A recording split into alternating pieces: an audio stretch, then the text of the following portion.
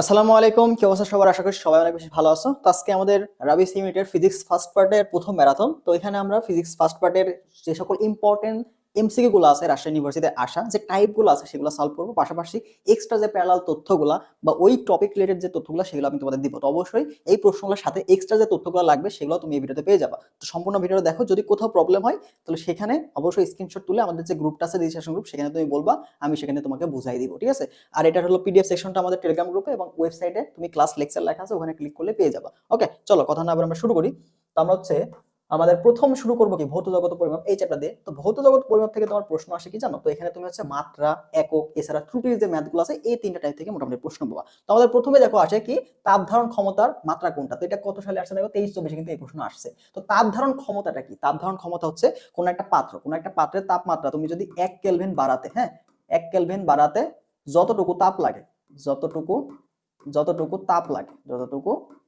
আচ্ছা, তাপ কি বলতো? তাপ একটা শক্তি না? তাহলে তাপের একক কি হবে? তাপের একক হবে জুল। তাহলে এখানকার যে এককটা, এটার যে একক, তাপ ধারণ ক্ষমতার যে এককটা কি জানো? Joule per Calvin. এই যে প্রতি একক ক্যালভিন তাপমাত্রা বাড়াতে কতটুকু তাপ লাগছে, জুল পার ক্যালভিন। তো তুমি যখন কোনো কিছুর একক জানবা, তো তুমি একক জানলে কিন্তু সেখান থেকে মাত্রাটা বের করে ফেলতে পারবা। দেখো ভাই, জুলটা কিসের একক? জুল হচ্ছে শক্তি। হ্যাঁ, আমরা জানি কি দেখো তো, যে আমাদের যে শক্তি, দেখো শক্তি, তারপরে এই যে কাজ, এগুলার মাত্রা এককটাকে, এটার একক কিন্তু জুল।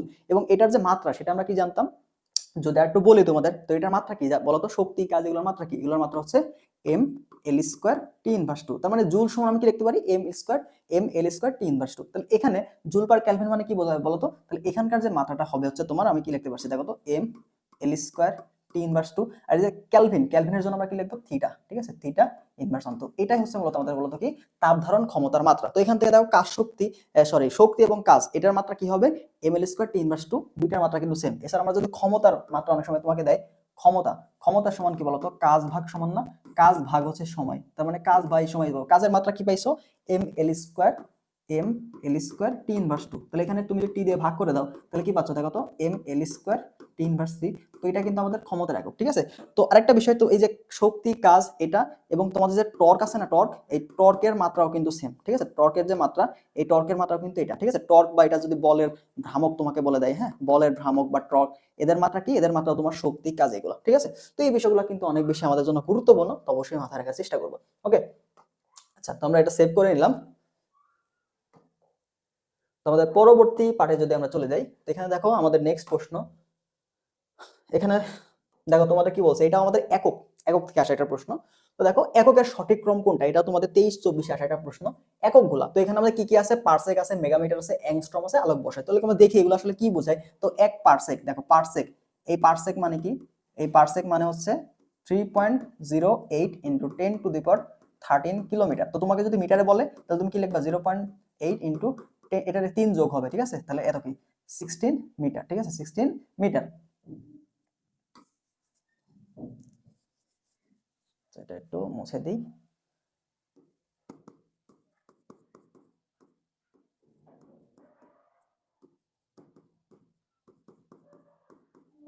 ওকে, পারসেক গেল। এরপর আমাদের আলোকবর্ষ, এক আলোকবর্ষ। আচ্ছা, আলোকবর্ষ কিসের একক বলতো? আলোকবর্ষ কিন্তু দূরত্বের একক। এটা কিন্তু প্রশ্ন আসে, আলোকবর্ষটা কি নির্দেশ করে? আলোকবর্ষ একটা দূরত্ব নির্দেশ করে। আলো এক বছরে যতটুকু দূরত্ব অতিক্রম করে সেটাই মূলত আলোকবর্ষ। তাহলে এটার মান কত? এটার মান আমাদের 9.46 ইন্টু 10⁻12 কিলোমিটার। তো এটা অনেক সময় তোমাকে মিটারে দিবে, 46 ইন্টু 10⁻13 মিটার, ঠিক আছে? এরপর আমাদের কি আছে বলতো? মেগামিটার, ঠিক আছে? মেগামিটার। তো মেগামিটারটা হচ্ছে 10⁻16 মিটার, ঠিক আছে? এরপর আমাদের কি আছে? অ্যাংস্ট্রম, ঠিক আছে? 1 অ্যাংস্ট্রম। এই 1 অ্যাংস্ট্রম মানে কি? আমরা 10⁻−10 মিটার এটা জানি। দেখো সবচেয়ে ছোট কি হচ্ছে? সবচেয়ে ছোট 1 অ্যাংস্ট্রম, এরপরে মেগা, এরপরে কিন্তু আলোকবর্ষ, এরপরে পারসেক। এটার সমান আবার কি লেখা যায়? এইটার সমান তুমি আবার লিখতে পারো যে 3.26, হ্যাঁ আলোকবর্ষ, 3.26 আলোকবর্ষ। তাহলে আলোকবর্ষের কত গুণ? আলোকবর্ষের কত গুণ? 1 পারসেক 3.26 গুণ, ঠিক আছে? তো এটাতে প্রশ্ন আসে। তাহলে সবচেয়ে বড় কি হচ্ছে বলতো? সবচেয়ে বড় হচ্ছে এখানে পারসেক, তারপর হচ্ছে আলোকবর্ষ, তারপর মেগামিটার, তারপর হচ্ছে অ্যাংস্ট্রম। তাহলে আমার অ্যান্সারটা কি হচ্ছে? সি নাম্বারটা। তো এখানে আমাদের আরো কিছু একক জানা দরকার, সেটা হচ্ছে দেখো 1 ন্যানোমিটার, ন্যানোমিটার সমান কত 10⁻⁻৯ মিটার। তারপর 1 মাইক্রোমিটারটা তোমাদের আসে, মাইক্রোমিটার মানে কি 10⁻⁻6 মিটার। তো ন্যানোমিটার থেকে দেখো আরেকটা জিনিস আসে, ন্যানোমিটারকে তোমাকে বলবে যে কত অ্যাংস্ট্রম, অ্যাংস্ট্রম এককে বের করো, তোমার অ্যান্সার আসবে ন্যানোমিটারে, বলো যে অ্যাংস্ট্রম এককে বের করো। তো তুমি এই ন্যানোমিটারটাকে লিখতে পারো 0.1 অ্যাংস্ট্রম, ঠিক আছে, 0.1 অ্যাংস্ট্রম সমান 1 ন্যানোমিটার, ঠিক আছে। তো মাইক্রোমিটার, তাহলে 1 পিকো, অনেক সময় তোমাকে পিকো যদি বের করে দেয়, পিকো এটা সমান সমান কত 10⁻12 মিটার। তো এই যে এককগুলা একটু ভালো মতো মাথায় রাখবা, ঠিক আছে। আচ্ছা, তো চলো আমরা পরবর্তী প্রশ্নে চলে যাই। আমাদের নেক্সট কোশ্চেন, আমাদের এখানে কি বলছে দেখো, এটা আবার মাত্রা রিলেটেড প্রশ্ন। তো এখানে চলো মাত্রাগুলো আমরা তো দেখলাম এর আগে যে ক্ষমতার মাত্রা কি ছিল, দেখো তো ক্ষমতা, এই ক্ষমতার মাত্রা কি ছিল m l² t⁻3, তার মানে কি অ্যানসারটা কি আছে এখানে, তাহলে এটা ক্ষমতাও হবে না। এবার আমরা গতিশক্তি, গতিশক্তি একটা শক্তি না, তো শক্তির মাত্রা কি ছিল বলতো, শক্তির মাত্রা ছিল, কাজের মাত্রা ছিল সেম না, ml² t⁻2, তাহলে এটাও কি আছে, এটাও তো নাই, তাহলে এটাও হবে না। এরপরে দেখো পৃষ্ঠটান, পৃষ্ঠটানের মাত্রা হচ্ছে m t⁻2, ঠিক আছে, তাহলে এটাও কি আছে, এটাও নাই। তাহলে পীড়নের মাত্রা কি বলতো, পীড়নের মাত্রা হচ্ছে f/a, f/a, তাহলে পীড়নের সমান আমরা কি জানি f/a। তাহলে বলের মাত্রাটা আমাদের জন্য গুরুত্বপূর্ণ, সেটা কি বলতো, ভর গুণন ত্বরণ না, তাহলে ত্বরণের মাত্রা কি L/T⁻2। এটা কি ক্ষেত্রফল, ক্ষেত্রফল মানে কি বলতো, দৈর্ঘ্যের উপর স্কয়ার, ক্ষেত্রফলের এককটা কি হয় মিটার স্কয়ার না, তাহলে মিটার স্কয়ার মানে কি L², মিটারের মাত্রা কি L না, তাহলে এখানে L², তাহলে এটা কি হচ্ছে বলতো m L−1, L−1, তাহলে দেখো T⁻, তাহলে এটা কিসের মাত্রা হলো আলটিমেটলি, এটা কিন্তু তোমার পীড়নের মাত্রা, ঠিক আছে, পীড়নের মাত্রা, বা তোমাকে যদি বলে চাপের মাত্রা, হ্যাঁ, পীড়ন বা চাপ, চাপের মাত্রা কি হচ্ছে, চাপের বা পীড়নের মাত্রা কিন্তু আমাদের হচ্ছে এটা, ঠিক আছে। আবার এটার একক যদি বলে, একক, এককটা কি হবে, একক হচ্ছে নিউটন পার মিটার স্কয়ার, ঠিক আছে। তো এককটা জানলো তুমি কিন্তু এখান থেকে মাত্রাটা বের করে ফেলতে পারতা। তো এই মাত্রাগুলো কিন্তু খুবই গুরুত্বপূর্ণ, গতিশক্তি, ক্ষমতা, তারপর কাজ, পীড়ন, ঠিক আছে। তো যেগুলো ইম্পর্টেন্ট আমরা কিন্তু তোমাদের নোট ডাউন করে দিলাম, ঠিক আছে। আচ্ছা, এরপরে আসো আমাদের পরবর্তী প্রশ্নে চলে যাই আমরা। তোমাদের নেক্সট কোশ্চেন দেখো, নিচের কোনটি ক্ষমতার মাত্রা, এটাও দেখো তো আসছে কত জায়গাতে আসছে, ঠিক আছে, এটা তোমার অনেক জায়গাতে আসছে, তো এই জন্য আমরা তুললাম, দেখো এখানে কত জায়গাতে আসছে। তো এটা আমরা তো কিছু নাই দেখলাম, যেটা কি ছিল ml² t⁻3, যেটা সি নাম্বার অপশন, এটা আমাদের মাত্রা, কাঙ্ক্ষিত মাত্রা, ঠিক আছে। আচ্ছা, চলো পরবর্তী প্রশ্নে চলে যাই। তো মাত্রা রিলেটেড প্রশ্নগুলো আমরা অনেকগুলাই সলভ করলাম, তো আশা করা যায় যে মাত্রাগুলো তোমাদের বললাম এর মধ্য থেকে আসবে, ঠিক আছে। এরপর আসো মৌলিক রাশি, এটা খুবই গুরুত্বপূর্ণ, এটা দেখো জিএসটি তে আসে 2324 আর রাবিতে চলে আসতে পারে। তো মৌলিক রাশি কোনগুলো, তো মৌলিক রাশিগুলো আমরা যদি লিখি, দেখো মৌলিক রাশিগুলো আছে দৈর্ঘ্য, হ্যাঁ, দৈর্ঘ্য, দৈর্ঘ্যের একক হচ্ছে মিটার, তারপর হচ্ছে ভর, ভরের একক কি বলতো কেজি। তো এগুলো আছে রাশি, এগুলো আছে মৌলিক রাশি, আর এগুলো আছে মৌলিক একক, ঠিক আছে। অনেক সময় তোমাকে বলবে যে মৌলিক একক কোনটা, রাশি না বলে বলবে যে মৌলিক একক কোনটা, তাহলে কেজি, দৈর্ঘ্য, ভর, তারপর হচ্ছে সময়, ঠিক আছে, সময়, সময়ের একক কি বলতো সেকেন্ড, দৈর্ঘ্য, ভর, সময়, তড়িৎ প্রবাহ, তড়িৎ প্রবাহ, তড়িৎ প্রবাহ এটা কি হবে বলতো অ্যাম্পিয়ার। তারপর হচ্ছে তোমাদের তাপমাত্রা, দেখো এগুলাকে ভাঙলে কিন্তু অন্য কোনো রাশি পাওয়া যাচ্ছে না, যেগুলোকে ভাঙলে অন্য কোনো রাশি পাওয়া যায় না সেটা হলো তো মৌলিক রাশি, ঠিক আছে। আর যে রাশিগুলোকে ভাঙলে একাধিক রাশি পাওয়া যায় সেটা হচ্ছে যৌগিক রাশি। যেমন আমি যদি ভর বেগ বলি ভি, পি এটা সমান কত এম ভি না, দেখো এটার মধ্যে ভর আছে আর বেগ আছে, দুইটা এক রাশি, তাহলে এইটা আমাদের কি বলতো, এটা তো যৌগিক রাশি, এটা একটা কি, এটা একটা হচ্ছে যৌগিক রাশি, এটা হচ্ছে আমাদের একটা যৌগিক রাশি, ঠিক আছে। তো আমরা এখানে তাপমাত্রা দেখলাম, এরপর দীপন তীব্রতা, হ্যাঁ, এবার তোমাদের আসে কি দীপন তীব্রতা। তো দীপন তীব্রতা হচ্ছে ক্যান্ডেলা সিডি দ্বারা প্রকাশ করা হয়। এরপরে তোমাদের আসে পদার্থের পরিমাণ, পদার্থের পরিমাণ, এটা হচ্ছে তোমাদের মোল এককে আসে, ঠিক আছে। তো অবশ্যই ক্লাসটা একটু ফাস্ট দেখে নিও, যেহেতু আমাদের প্রথম আসলে বোর্ডে ক্লাস নেওয়া একটু সময় লাগতে পারে। দেখো এই কয়টা একক হচ্ছে আমাদের কি মৌলিক একক এবং মৌলিক রাশি, তার মধ্যে দেখো সময়, ভর, এগুলো সবই হচ্ছে আমাদের কি বলতো, সবগুলো আছে মৌলিক রাশি, কিন্তু ভরবেগ এটা কি আমাদের মৌলিক রাশি না, এটা ভরবেগ সমান কি পি ইকুয়াল টু এমভি, ঠিক আছে। তাহলে এটা একটা কি যৌগিক রাশি, বোঝা গেল। তো এইভাবে আমাদের মৌলিক রাশিগুলো এবং মৌলিক রাশির যে এককগুলো এগুলো কিন্তু গুরুত্বপূর্ণ রাজশাহী ইউনিভার্সিটির জন্য। ওকে, চলো পরবর্তী প্রশ্নে চলে যাই। এরপর আমাদের কি বলছে যে মাত্রাহীন রাশি কোনটা, দেখো মাত্রাহীন রাশি কোনটা। তো মাত্রাহীন রাশি এখানে দেখো কি আছে, কোণ আছে, ঘনকোণ, একটা জিনিস মাথায় রাখো, কোণ, এই কোণের কিন্তু কোনো মাত্রা নাই। এরপর দেখো বিকৃতি, বিকৃতি মানে কি বলতো একই জিনিস না, উপরেও দৈর্ঘ্য থাকে নিচেও দৈর্ঘ্য থাকে, তাহলে একই জিনিস উপরেও মিটার নিচেও মিটার, কাটাকাটি গেল, তাহলে এটার কোনো কি একক নাই, বিকৃতির কোনো একক নাই, একক নাই, তাহলে একক না থাকলে কি বলতো মাত্রাও নাই, ঠিক আছে, মাত্রাও নাই। তারপর কোণ, এদেরও কি বলতো মাত্রা নাই, এদেরও কি নাই মাত্রা নাই, এদেরও কি নাই মাত্রা নাই, ঠিক আছে। এবার কোণের ক্ষেত্রে দুইটা একক আছে, কোণ, যদি কোণের ক্ষেত্রে দুইটা বিষয় আছে, কোণ, এই কোণটা যদি তোমাকে দ্বিমাত্রিক দেওয়া থাকে, বলে যদি দ্বিমাত্রিক কোণ, যদি বলে দ্বিমাত্রিক, তো দ্বিমাত্রিক কোণ যদি তোমাকে বলে, তাহলে সেই ক্ষেত্রে একক যেটা হবে, সেই ক্ষেত্রে একক কি বলতো, একক হবে হচ্ছে রেডিয়ান, সেই ক্ষেত্রে একক কি হবে রেডিয়ান, ঠিক আছে। দ্বিমাত্রিক কোণ হলে একক কি হবে রেডিয়ান, ওকে, একক হবে রেডিয়ান। এরপরে তোমাকে যদি বলে যে ত্রিমাত্রিক কোণ, ত্রিমাত্রিক, ত্রিমাত্রিক, ত্রিমাত্রিক বা হচ্ছে ঘনকোণ, ঠিক আছে, ত্রিমাত্রিক বা হচ্ছে ঘনকোণ, ঠিক আছে, তাহলে এটার একক হবে তোমার স্টেরেডিয়ান, ঠিক আছে। স্টেরেডিয়ানটা হচ্ছে কি বলতো আমাদের এখানে একক, ঠিক আছে। তো এই দুইটা প্রশ্ন কিন্তু গুরুত্বপূর্ণ, বিশেষ করে এই যে ত্রিমাত্রিক কোণ, এই যে ঘনকোণ, ঘনকোণ একক কি হবে স্টেরেডিয়ান, ঠিক আছে, স্টেরেডিয়ান। আর যদি তোমাকে দ্বিমাত্রিক কোণ বলে সেটা কি হবে রেডিয়ান, ওকে। আচ্ছা চলো পরবর্তী প্রশ্নে চলে যাই, আশা করি বুঝছো এটা। তাহলে আমাদের এককটা কি হলো, সবগুলাই কিন্তু আমাদের এখানে উত্তর ছিল। এবার দেখো মৌলিক একক, আমরা কিছু আগে দেখলাম কি মৌলিক রাশি, এবার কি বলছে তোমাকে মৌলিক একক। তো বললাম কি হয় তোমাকে রাশি দিয়ে বলবে, না হলে বলবে কি যে মৌলিক একক কোনটা, ঠিক আছে। তো তোমাকে মৌলিক রাশির পাশাপাশি মৌলিক এককগুলো মাথায় রাখতে হবে, যে নোটে দিয়ে লিখে দিলাম, ওখান থেকে একটু রিভিশন দিয়ে দিও বা বই থেকে দেখে নিও। তাহলে মৌলিক একক কি, কিলোগ্রাম, মিটার, সেকেন্ড, এটা অবশ্যই মৌলিক একক। সেকেন্ড, ভোল্ট, ভোল্ট, বিভব, বিভব কি মৌলিক রাশি, অবশ্যই না, এটা একটা কি বলতো যৌগিক রাশি, এটা একটা যৌগিক রাশি, তার মানে এটা হবে না। এবার দেখো কেলভিন, ক্যান্ডেল, নিউটন, তাহলে এটাও কি আমাদের হবে না, ঠিক আছে। নিউটন, নিউটন কি বল না, বল এফ ইকুয়াল টু কত এম এ, তাহলে এটা হবে। তাহলে আমাদের কিলোগ্রাম, মিটার, সেকেন্ড, এটা শুধুমাত্র আমাদের মৌলিক, এটা শুধুমাত্র আমাদের হচ্ছে মৌলিক, সবগুলা মৌলিক হইতে হবে, ঠিক আছে। তাহলে এটা হচ্ছে আমাদের অ্যান্সার, ঠিক আছে, বুঝতে পারছো? ওকে, তো দেখো পরবর্তী প্রশ্ন চলে যাই আমরা। নেক্সট কোশ্চেন কি বলছে, দেখো কোন, এবার আমরা ত্রুটিতে চলে আসলাম, ঠিক আছে। ত্রুটির টাইপটা, তো ত্রুটির টাইপটা অনেক গুরুত্বপূর্ণ, তার আগে আমরা কিছু জিনিস তোমাকে এখানে ক্লিয়ার করি। দেখো ত্রুটির ক্ষেত্রে, ত্রুটির ক্ষেত্রে কি হবে, দেখো ত্রুটির ক্ষেত্রে কি হবে, ত্রুটি, ঠিক আছে, ত্রুটির ক্ষেত্রে তোমাদের দেখবা যদি তোমাকে কি আয়তনের ত্রুটি বের করতে দিতে পারে বা ক্ষেত্রফল, ঠিক আছে। তো আয়তনের যদি বলি, তো আয়তন ভি, এটা সমান নরমালি আয়তন কি হয় 4/3 পাই আর কিউব গোলকের ক্ষেত্রে, ঠিক আছে। তো যে কোনো আয়তনের ক্ষেত্রে V proportional to R cube, ঠিক আছে। যে কোনো আয়তন, সেটা যে কোনো কিছুর আয়তন হতে পারে, ঘনক হতে পারে, যে কোনো কিছুর আয়তন সেটা কি ব্যাসার্ধ বা বাহুর দৈর্ঘ্যের কিউব আকারে সমানুপাতিক হয়। এছাড়া যদি ক্ষেত্রফল বলে, ক্ষেত্রফল এ, এটা সমান যে কোনো ক্ষেত্রফল যদি তোমাকে বলে এটা কি তোমার ব্যাসার্ধ বা দৈর্ঘ্য, এটা কি বর্গের সমানুপাতিক, বর্গের সমানুপাতিক। তো তোমাকে যদি কখনো আয়তনের কথা বলে, হ্যাঁ, ডেল ভি বাই হচ্ছে V, del V by V, এটা কি বলতো, ডেল ভি বাই ভি, আমাদের যদি তোমাকে আয়তনের শতকরা ত্রুটি বের করতে বলে, ডেল ভি বাই ভি এটা সমান যদি বলে, তাহলে তুমি জাস্ট 3 গুণন হচ্ছে ডেল আর বাই হচ্ছে আর ইনটু 100%। তো এটা কি, এটা হচ্ছে তোমার হচ্ছে ব্যাসার্ধ বা দৈর্ঘ্য যাই বলুক না কেন, ব্যাসার্ধ বা দৈর্ঘ্যের শতকরা ত্রুটি, ঠিক আছে, ব্যাসার্ধ বা দৈর্ঘ্যের শতকরা ত্রুটি, ঠিক আছে, শতকরা ত্রুটি। তার মানে তোমাকে যেই রাশিটার শতকরা ত্রুটি বের করতে বলবে, তাহলে দেখবা যে তোমাকে ভি এর বলছে, হ্যাঁ, তাহলে ভি এর মধ্যে উপস্থিত রাশিটা কি আছে, আর আছে, এখানে কি আছে, চলক একটা আর আছে। তো আর এর যদি তোমাকে ত্রুটি দেওয়া থাকে, তাহলে তুমি কি লিখবা, যেটার যেটা ত্রুটি দেওয়া আছে ওটার কিউব পাওয়ার, যেটা পাওয়ারটা সামনে চলে আসবে 3 ইনটু ডেল আর বাই আর, ঠিক আছে। এত কথা না, যদি তোমাকে আয়তন বলে তাহলে তুমি 3 ইনটু ব্যাসার্ধের শতকরা ত্রুটি, আর যদি তোমাকে ক্ষেত্রফল বলে, ক্ষেত্রফলের শতকরা ত্রুটি বের করো, তাহলে জাস্ট সিম্পলি এখানে 2 গুণন del R by R into হচ্ছে 100% করে দিবা, ঠিক আছে। তবে এখন ডেল আর আর কোনটা তোমাকে এভাবে দেওয়া থাকবে, ঠিক আছে, প্রশ্ন মনে করে দেয় 100 প্লাস মাইনাস হচ্ছে 2, ঠিক আছে। তাহলে এই যে 100 প্লাস মাইনাস আগে যেটা, এটা তোমার হচ্ছে আর, আর প্লাস মাইনাসের পরে যেটা হচ্ছে ডেল আর, মানে এই দুই, এটা তোমার আনুপাতিক ত্রুটি, মানে এতটুকু মান চেঞ্জ হতে পারে, 100 থেকে 2 বেশি হতে পারে, 100 থেকে 2 কমও হতে পারে, ঠিক আছে। তাহলে এই যে 2, এটা মূলত আমাদের ডেল আর, আর এটা হচ্ছে কি বলতো আর, তো ভ্যালু বসালে তুমি কিন্তু মানগুলো পেয়ে যাবে, ঠিক আছে। তো এইভাবে আমাদের এই মানগুলো লাগবে। তো দেখো এখানে কি বলছে, ঘনক,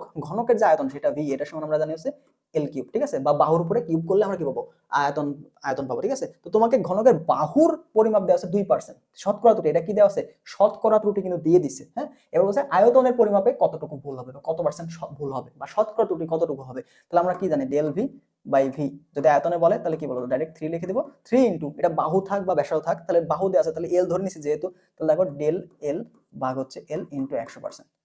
তো এই মানটাকে, এই মানটা আমাদেরকে শতকরা ত্রুটি না, এই মানটা শতকরা ত্রুটি, যেটা তোমাকে 2% পার্সেন্টেজ দেওয়া আছে, মানে কি এটা তোমাকে এই মানটা দেওয়া আছে, ঠিক আছে। তাহলে দেখো এখানে 3 ইনটু 2%, তার মানে এখানে কত হলো 6, ঠিক আছে। আর যদি তোমাকে এরকম না দিয়ে বলতো, যে এরকম যে 5 প্লাস মাইনাস হচ্ছে 2, এরকম যদি বলতো, তাহলে তোমাকে যে মান বসাইতে হতো, ডেল এল বসাইতে 2 আর এল এর মান বসাইতে 5, তারপর 100%, ঠিক আছে। আর যদি নরমালি শতকরা ত্রুটি বলে দেয় ভাই পার্সেন্টেজ, তাহলে তুমি জাস্ট এই যে টোটালটার মান, এতটুকুর মান জাস্ট 2% বসাই দিবা, ঠিক আছে। তো এই জিনিসটা কিন্তু গুরুত্বপূর্ণ আমাদের বোঝার সুবিধার্থে, ওকে। তাহলে অ্যান্সার কত হচ্ছে দেখো 6, এই 6% এর কাছাকাছি মান কত, 6.12 না, তাহলে এটা হচ্ছে আমাদের উত্তর, বোঝা গেল। তো এইভাবে আমাদের কিন্তু আয়তনের শতকরা ত্রুটি, আয়তন বললেই সামনে কি চলে আসবে, 3 চলে আসবে, দৈর্ঘ্য দেওয়া থাকলে দৈর্ঘ্য শতকরা ত্রুটি বসাই দিবা, ব্যাসার্ধ থাকলে ব্যাসার্ধের শতকরা ত্রুটি বসাই দিবা, ঠিক আছে, শেষ। আচ্ছা এরপরে আসো পরবর্তী প্রশ্নে চলে যাই। এখানেও আমাদের হচ্ছে একটা স্ফেরোমিটার, ঠিক আছে, একটা স্ফেরোমিটারের ত্রুটি দেওয়া আছে। তো দেখো একটা স্ফেরোমিটারের, এখানে আমরা খুব ইজিলি করবো, প্রশ্ন জটিল করার কিছু নেই। দেখো একটা স্ফেরোমিটারের ব্যবহার করে একটি তলের বক্রতার ব্যাসার্ধ পাওয়া গেল কত, কতটুকু পাওয়া গেল সেটা হচ্ছে আর, এটা হচ্ছে পাওয়া গেল মানে কি, এটা হচ্ছে পরিমাপ করা হয়েছে, ঠিক আছে, পরিমাপ, এটা হচ্ছে পরিমাপকৃত মান, পরিমাপকৃত মান, ঠিক আছে, পরিমাপকৃত মান। এবার বলছে যদি যন্ত্রটির পরিমাপের শতকরা ত্রুটি, যন্ত্রটির পরিমাপের শতকরা ত্রুটি তোমাকে দেওয়া আছে কত, -1.5 শতকরা ত্রুটি দেওয়া আছে, ঠিক আছে। তাহলে আর এর সঠিক মান কত, আর এর সঠিক মান কত, তাহলে আমাদের যে শতকরা ত্রুটির যে সূত্র, এটা কি জানি বলতো, শতকরা ত্রুটি, শতকরা ত্রুটির সূত্রটা মাথায় রাখতে হবে। শতকরা ত্রুটি এটার সমান হচ্ছে তোমাদের প্রকৃত মান, ঠিক আছে, প্রকৃত মান মাইনাস পরিমাপকৃত মান, পরিমাপকৃত ডিভাইড বাই প্রকৃত মান, ঠিক আছে, প্রকৃত মান, ঠিক আছে। তাহলে আমরা প্রকৃত যে মানটা, এই যে আর এর প্রকৃত মান, এটা আর ধরে নিলাম, আর পরিমাপ কত দেওয়া আছে, 10 দেওয়া আছে, ত্রুটি দেওয়া আছে কত -1.5, তাহলে মানগুলো বসাও। তাহলে শতকরা ত্রুটি কত দেওয়া আছে -1.5, এবার প্রকৃত মান আমরা আর ধরে নিছি, মাইনাস পরিমাপকৃত মান কত 10 দেওয়া আছে, ডিভাইড বাই প্রকৃত মান কত আর। তাহলে এটা এই পাশে কত আছে 100, ঠিক আছে 100%। তো তুমি 100 যদি এবার ভাগ করে দাও তাহলে দেখো এই পাশে কি থাকছে মাইনাস 0.015, আর এই পাশে তুমি কত পেলে আর দিয়ে ভাগ হয়ে গেল আংশিক ভগ্নাংশ, তাহলে তোমার 1 মাইনাস 10 বাই হচ্ছে আর, ঠিক আছে। তাহলে এখান থেকে দেখো 10 বাই আর মাইনাস এই পাশে আসলে প্লাস হয়ে গেল, তাহলে 10 বাই হচ্ছে আর ইকুয়াল, এখানে মাইনাস আছে তাহলে মাইনাস ওই পাশে গেলে কি প্লাস হয়ে যাবে, তাহলে 1 প্লাস 0.015, ঠিক আছে। তাহলে এখান থেকে দেখো আমি লিখতে পারি 10 বাই আর ইকুয়াল 1.015, ঠিক আছে। তাহলে এখান থেকে তোমাকে জাস্ট আর এর মানটা বের করতে হবে, তো তুমি ইজিলি এখানে আর এর মানটা বের করতে পারবা। তাহলে দেখো আর এটা সমান কত আসছে, এটা সমান কত আছে, জাস্ট তুমি 1.05 আর এর জায়গায় বসাই দাও, তাহলে দেখো 10 ডিভাইড বাই 1.015, তাহলে এটা দেখো 1.05, তার মানে কি আমাদের 10 এর থেকে ছোট, তার মানে 9 এর খুব কাছাকাছি একটা মান আসবে। তো 9 এর যে কাছাকাছি মান, এখানে সবগুলাই 9 এর কাছাকাছি মান, কিন্তু 9 এর খুব কাছাকাছি না, এখানে 0.05 আছে, তার মানে একটু দূরে। আর এই মানটা তোমার ক্যালকুলেটর দিয়ে আসলে ছাড়া এক্সাক্ট মানটা পাওয়া আসলে খুবই পসিবল না। দেখো অ্যান্সার এটাও অনেকে দাগাবে, এটা অনেকে দাগাবে। তো এই ধরনের খুবই কাছাকাছি মান অপশন দেওয়া থাকলে আসলে এটা স্কিপ করাটাই তোমার জন্য বেটার, কারণ এটা যদি মিলাতে দাও অনেক তোমার সময় লাগবে। বাট এটা অ্যান্সার কত 9.85। আমরা নিয়মটা মাথায় রাখলাম, যদি তোমাকে কখনো শতকরা ত্রুটি দেওয়া থাকে বলো যে প্রকৃত মানটা কত, দেখো এখান থেকে কিন্তু তুমি চাইলে প্রকৃত মানও বের করতে পারো, পরিমাপকৃত মানও বের করতে পারো, যে কোনো একটা মান কিন্তু তুমি বের করতে পারো, ঠিক আছে। তো তোমাকে শতকরা ত্রুটি দেওয়া আছে, তুমি মান বসাই দিছো, প্রকৃত মানটা তুমি ধরে নিছো, আর যেটা তোমাকে বের করতে প্রকৃত মান, সঠিক মান মানে তো সঠিক মান মানে হচ্ছে তোমার প্রকৃত মান, ঠিক আছে। তো এইভাবে তুমি প্রকৃত মান বা পরিমাপকৃত মান কিন্তু ইজিলি বের করে ফেলতে পারবা। ওকে, নিয়মটা মাথায় রাখবা, সূত্রগুলো মাথায় রাখবা। আচ্ছা চলো এরপরে প্রশ্ন চলে যাই আমরা। এরপরে আমাদের কি বলছে, এরপরে আমাদের দেখো একটি গোলকের ব্যাসার্ধ পরিমাপ করা হলো, এখানে আর এর মান দেওয়া আছে 10 প্লাস মাইনাস 0.2, তাহলে এর আয়তনের শতকরা ত্রুটি কত, আয়তন বলছে তাই না, আয়তন। তাহলে দেখো এই যে এখানে এটা কি বলতো, এটা হচ্ছে আমাদের আর, আর এটা হচ্ছে ডেল আর। তাহলে আমাদের আয়তনের শতকরা ত্রুটি আমরা বের করবো, তাহলে আমরা জানি কি ডেল ভি,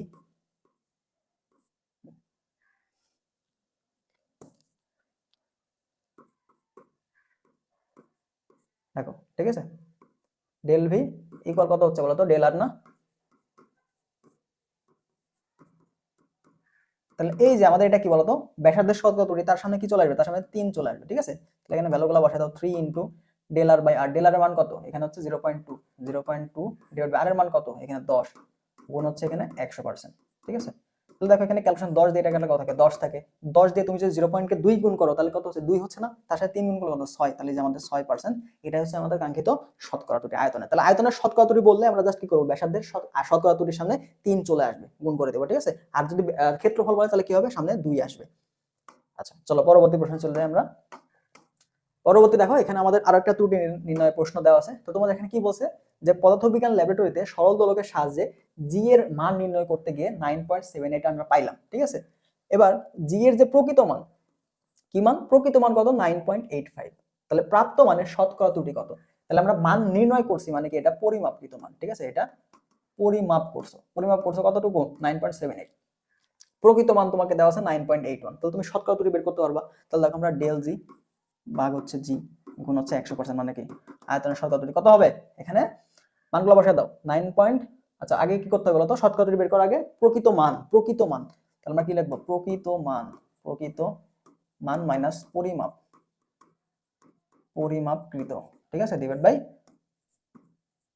প্রকৃত মান। তাহলে মানগুলো বসায় দাও, প্রকৃত মান কত এখানে 9.81 মাইনাস 9.78 ডিভাইড বাই 9.81 ইনটু হচ্ছে 100%, ঠিক আছে। তো তোমার কাজ হবে এখানে কি, দেখো 9 পয়েন্ট উপরে কি হয়ে যাচ্ছে, উপরে আমাদের 0.3 চলে আসছে, নিচে দেখো আমরা 9.8 কে কি 10 ধরে নিব, ঠিক আছে। তাহলে এটাকে ভাগ করলে কত থাকে 10, 10.0.3 কে তুমি হচ্ছে যদি ভাগ করে দাও সেখানে তোমার একটা ইয়ে হবে, জিরো হবে, হ্যাঁ এখানে একটা জিরো হবে, তো 0.03, তাহলে এটাকে গুণ করলে কত হয়ে যাচ্ছে তোমার 0.3%। তো এটা হচ্ছে আমাদের মূলত কাঙ্ক্ষিত উত্তর সি নাম্বারটা। ওকে, দেখো 9.81 থেকে মাইনাস 9.78 বাদ দিছি, তাহলে এখানে তোমার আসবে হচ্ছে 0.03, 0.03 কে নিচে আমরা 9.81 কে 10 ধরে নিছি, তো 10 দিয়ে কাটলে 10, 10 দোকানে এটাকে গুণ করে দাও, তাহলে দেখো 0.3% হয়ে যাবে, ঠিক আছে। তো এটা মূলত আমাদের কাঙ্ক্ষিত উত্তর। ওকে, তো এইভাবে আমাদের প্রকৃত মান বা পরিমাপকৃত মান দেওয়া থাকলে আমরা সহজেই শতকরা ত্রুটি বের করে ফেলতে পারবো। এরপরে আসো আমাদের নেক্সট কোশ্চেন আমরা দেখতে পাচ্ছি দণ্ড, এখানে একটা ত্রুটি নির্ণয়ের প্রশ্ন। দেখো এখানে বলছে কি দণ্ডের প্রকৃত দৈর্ঘ্য কত দেওয়া আছে 25 সেন্টিমিটার, পরিমাপকৃত মান কত 20 সেন্টিমিটার, শতকরা ত্রুটি কত, তাহলে শতকরা ত্রুটি আমরা বের করতে পারবো না, তাহলে ডেল এল ভাগ হচ্ছে এল ইনটু 100%, শতকরা ত্রুটি কত হচ্ছে প্রকৃত মান 25 মাইনাস পরিমাপকৃত মান কত 20 ডিভাইড বাই প্রকৃত মান গুণ হচ্ছে 100%। তাহলে এটাতে ভাগ করলে কত হয়? 4 থাকে। আর এখানে দেখো 5, 4 5 কত? 20% হচ্ছে তোমার উত্তর। ঠিক আছে, তো এইভাবে আমরা খুবই ইজিলি মানগুলো বের করতে পারবো। ঠিক আছে, তোমরা বাসায় অবশ্যই বেশি বেশি প্র্যাকটিস করবা। তারপরে দেখো এই প্রশ্নটা তোমরা নিজে নিজে করবা। বলো তো কি হবে? এখানে দেখো ক্ষেত্রফল বলছে, তাই না? তাহলে ক্ষেত্রফল বলছে, তাহলে এটা কি হবে? জাস্ট ডেল এ বাই হচ্ছে এ ইকুয়াল আমরা 2 গুণন দেখো 0.2 ডিভাইড বাই হচ্ছে 2.5 গুণ হচ্ছে 100%। ঠিক আছে, তাহলে এখানে হ্যান্ড ক্যালকুলেশনটা একটু ইম্পর্টেন্ট। তাহলে হ্যান্ড ক্যালকুলেশন আমরা যদি করে দিই 2 গুণন 0.2 ডিভাইড বাই হচ্ছে 2.5 গুণ হচ্ছে 100। তাহলে দেখো এখানে 2.5 যদি আমাদের 25 হইতো, যদি নিচে 25 হইতো, তাহলে এটা ভাগ করলে কত? 4 হইতো, তাই না? তাহলে এটাকে ভাগ করলে কত হতো? 4 হইতো। বাট এখানে কি দশমিক আছে, দশমিক পর এক ঘর, তাহলে এখানে একটা শূন্য চলে আসবে। ঠিক আছে, তাহলে এটা কত হলো? 40 হয়ে গেল। এবার দেখো এখানে 40, এখানকার 10, এটাকে 4 গুণন 10 লিখতে পারি। 10 দিয়ে 0.2 কে গুণ করলে, বা তুমি যদি 2 দিয়ে 40 এর গুণ করতে, তাহলে কত হইতো? 80 হইতো। দশমিকের পরে এক ঘর, তার মানে উপরে কত হয়ে যাবে? এটা গুণ করলে কত হয়ে যাবে? শুধুমাত্র 8 হবে, তার সাথে 2 গুণ, তার মানে কত? 16%। ঠিক আছে, তাহলে কত হলো? 16%। তাহলে দশমিকের গুণগুলো কিন্তু ইম্পর্টেন্ট। দশমিকের গুণ কি? তুমি জাস্ট এটাকে 2 ধরবা, 4 দিয়ে গুণ করো, তাহলে কত হলো? 80। দশমিকের পরে কয় ঘর? এখানে তোমার 80 হলো না? তাহলে দশমিকের কয় ঘর? এক ঘর না? তাহলে এখানে এক ঘর পর দশমিক। ঠিক আছে, তো এইভাবে আমরা দশমিকের গুণগুলো করবো। ঠিক আছে, আশা করি বুঝতে পারছো। পরবর্তী দেখো আমাদের হচ্ছে গোলীয় তলের বক্রতার ব্যাসার্ধ, এটা খুবই গুরুত্বপূর্ণ। তো গোলীয় তলের বক্রতার ব্যাসার্ধ মাপে কে? মাপে হচ্ছে তোমার স্ফেরোমিটার। ঠিক আছে, স্ফেরোমিটার। তো স্ফেরোমিটারের সাহায্যে আমরা মাপতে পারি। ঠিক আছে, স্ফেরোমিটারের সাহায্যে আমরা গোলীয় তলের বক্রতা ব্যাসার্ধ মাপতে পারি। তো এখানে সূত্র কি? d²/6s প্লাস হচ্ছে h/2। তো ডিটা হচ্ছে তোমার যে পাতগুলা থাকবে, ঠিক আছে, দূরত্ব, এদের মধ্যে দূরত্ব, এদের গড় দূরত্ব। ডিটা হচ্ছে পাতগুলার মধ্যে গড় দূরত্ব স্ট্যান্ডগুলার মধ্যে, আর এইচ হচ্ছে কতটুকু উচ্চতা আছে। ঠিক আছে, কতটুকু উচ্চতা থাকবে। তো তুমি চাইলে এভাবে ম্যাথ তোমাকে দিয়ে দিতে পারে। যদি বলে যে স্ট্যান্ড যেগুলো আছে তাদের মধ্যে যে গড় দূরত্ব সেটা হচ্ছে ডি দেওয়া আছে, আর এইচ এর মান আছে কতটুকু উচ্চতায় গেছে, তখন তুমি আর এর মানটা ইজিলি এখান থেকে বের করতে পারো। ঠিক আছে, তাহলে আর এটা সমান কত? এটা সমান হচ্ছে d² divide by 6h plus হচ্ছে h/2। চলো পরবর্তী প্রশ্ন চলে যাই। এখানে দেখো আমাদের কি বলছে, একটা ম্যাথ তোমাকে দিয়েছে এক্সপেরিমেন্টার দিয়ে। আচ্ছা, এটা তো আমরা কিছুক্ষণ আগে করলাম, এটা আমাদের করা হয়েছে ডান।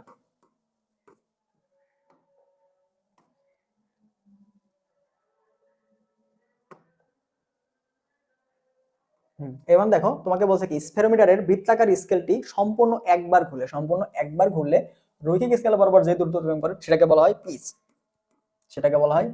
এটা মাথায় রাখবা। ঠিক আছে, তাহলে এখানকার তোমার অনেক সময় তোমাকে লঘিষ্ঠ গুণন বা এরকম বের করতে বলে, তাহলে পিচ এখানে তোমাকে যদি বলে যে ভার্নিয়ার স্কেল বা লঘিষ্ঠ গুণন যদি বের করতে বলে এলসি, এটা সমান কি হবে? পিচ।